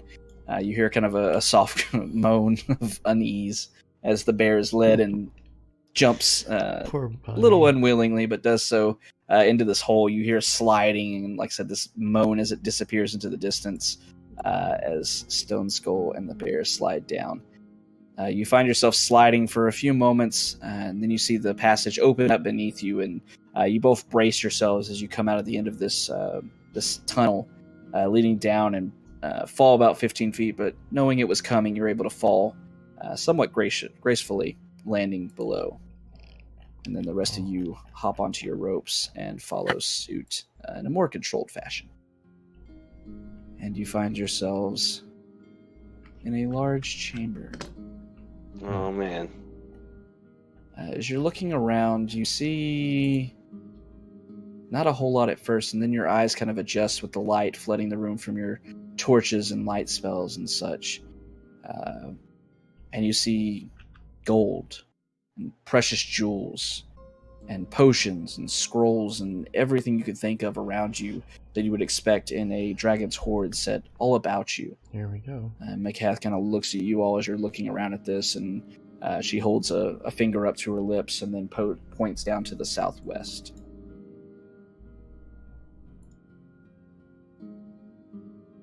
Down to the southwest. Mm-hmm. We gonna go find us a bear. So, as soon as we see him, Stoneskull, and Rhogar you two have to get on him and quickly. Mr. Pebbles, if you can put him in the mix as well. Ignalia and Terra go offensive with magic. Hit him with everything you got. I will focus on countering. Me and McCath will focus on countering what they throw at you. As soon as we gain the upper hand, he's going to flee. If and when we gain the upper hand, he's going to try and run. Then we'll all switch to offensive. Speaking to McCath too, everything that we've got, we're going to unload on him. Then we're going to have one shot at this. McCath nods to you as you're kind of, imagine, whispering. She says, "We will try. I will do my best to unload," as you said. I'm going to try to speak to the bear, even though I'm not casting the spell, and just kind of give it a command to basically say, we're charging in, and then I'm getting off, and I want it to return back here. With that, it kind of groans, tilting its head, and we'll the bear's see what personality, the bear's personality you've got up to this point has been very gung-ho, happens. and it's very out of character for it to be Mm-hmm. borderline scared right now, and it kind of willingly nods to the plan that it understands as best it can from you. Okay. Okay. What are y'all doing? I'm going to cast Detect Magic. I want to be able to see. Okay. With that, McCath kind of whispers over to you. She says, "I won't be able to check for magic anyway if I make your friend invisible, so if you want to watch for traps, that'll work." I will keep an eye out. I imagine, my eyes kind of light up with everything that's in the room anyway. You do see, yes, some magic lights up around you. Mm-hmm. Awesome. Mm. Let's and kind of nod and Here we to go. Stoneskull, to the direction that McCath pointed, and lead the way. All right. You said southwest, right? Yes. When you move, this is, imagine we want to kind of get a formation, Mhm. with Stoneskull in the middle and myself and Ignalia on either side with shields flanking. Yeah. Okay. Then I'll start heading southwest, kind of slowly. Okay. I'm moving at a pace that they can You're gonna move put at. the bear. Are you riding on the bear? Yes. Okay. Yeah, Because I want to get it within view, because that way I can basically charge in, jump off, and send the bear back. The bear, man, that bear's got some balls. All right. So y'all just creeping forward, being stealthy. Mhm. You just moving Yeah, forward, keeping eyes being out. What do you got? stealthy. Okay. Yeah, and I'm going to put my Aegis on Stoneskull. Now, Make stealth checks. Well, there was our first mistake. Hey, it's not like we're gonna be able to sneak up on this thing. Really, The just how bear's not- far out is he Really? gonna notice? The bear's doing the stealth here, so unfortunately. All right. So as you're all making your way forward, most of you were pretty quiet. McCath is her eyes darting back and forth as she kind of looks down to the southwest. As you begin moving forward, you see the edge of this icy perch drops about 5 feet or so down to the ice below it. And you continue forward, most of you being pretty quiet, the bear letting out very uneasy, moaning growls every once in a while that don't quite echo, but definitely are making a little noise. As you get forward down to about here, to the edge of the ice cleft here, you all hear a voice. "McCath, why are you here? And what else have you brought?" Come, food. I would like to see you. I've been called food once, and it didn't work out well for that dragon either. As you say that, you hear a low chuckle echoing all around you in this chamber. I am not some other dragon fool. Come. Come. Show yourself. As you say that, you all hear a roar. And it's not just a sound. It is a feeling in your chest, through your entire being. Every fiber of your being crawls up from your heels of your feet all the way up to the nape of your neck, screaming fear as this roar shudders and tears through the chamber all around you. The ice of the entire chamber shudders with the force of it as you see a large white dragon flying into the room and setting itself down next to two ice pools of flowing water next to it. It looks up at you, raising its massive head, and says, "There's the food." And that's where we're going to end the session for the evening. No, you. Fuck. Man. He does it every time. Why are you surprised? It never I gets don't old. need blue balls anymore. Wednesday session. LOL, no. Man. Nope. No, 11 Also, o'clock Tuesday session. Yay. Just say, don't you guys have a Wednesday session? Not this week. Yeah, I do. I Wednesday know. session. Yeah, I have my noob campaign I'm running tomorrow, so. I can't have a session tomorrow. I'll be single Mm. again. All right. I'll be right back. All right. So I knew that was coming. I knew it. It's fine. It's fine. All right. Everybody, I have a favor to ask. Please, please, please, please, please. I would love to see you here tomorrow. I hope you show up tomorrow. 7:30 Eastern, Civil War. It is the actual season finale of that campaign. We start a new set season of the campaign later in the year. I know there's only a couple more months left, but it's going to be probably December time when we start it. We just want to build up to it. We got a lot we got to cover tomorrow. Tomorrow's going to be a very good day. A lot of fantastic players that will be playing with us. I hope to see you there for it. I really, really do. That's going to be it for tonight. I am going to actually send you to somebody different tonight. I'm going to send you over to Captain Ash Bacon. She is a Sea of Thieves player, pretty damn good at it. Go over, say hi to Captain Ash. And like I said, be here tomorrow, 7:30 Eastern. I look forward to seeing you then. And till then, have a good night, and I'll talk to you soon.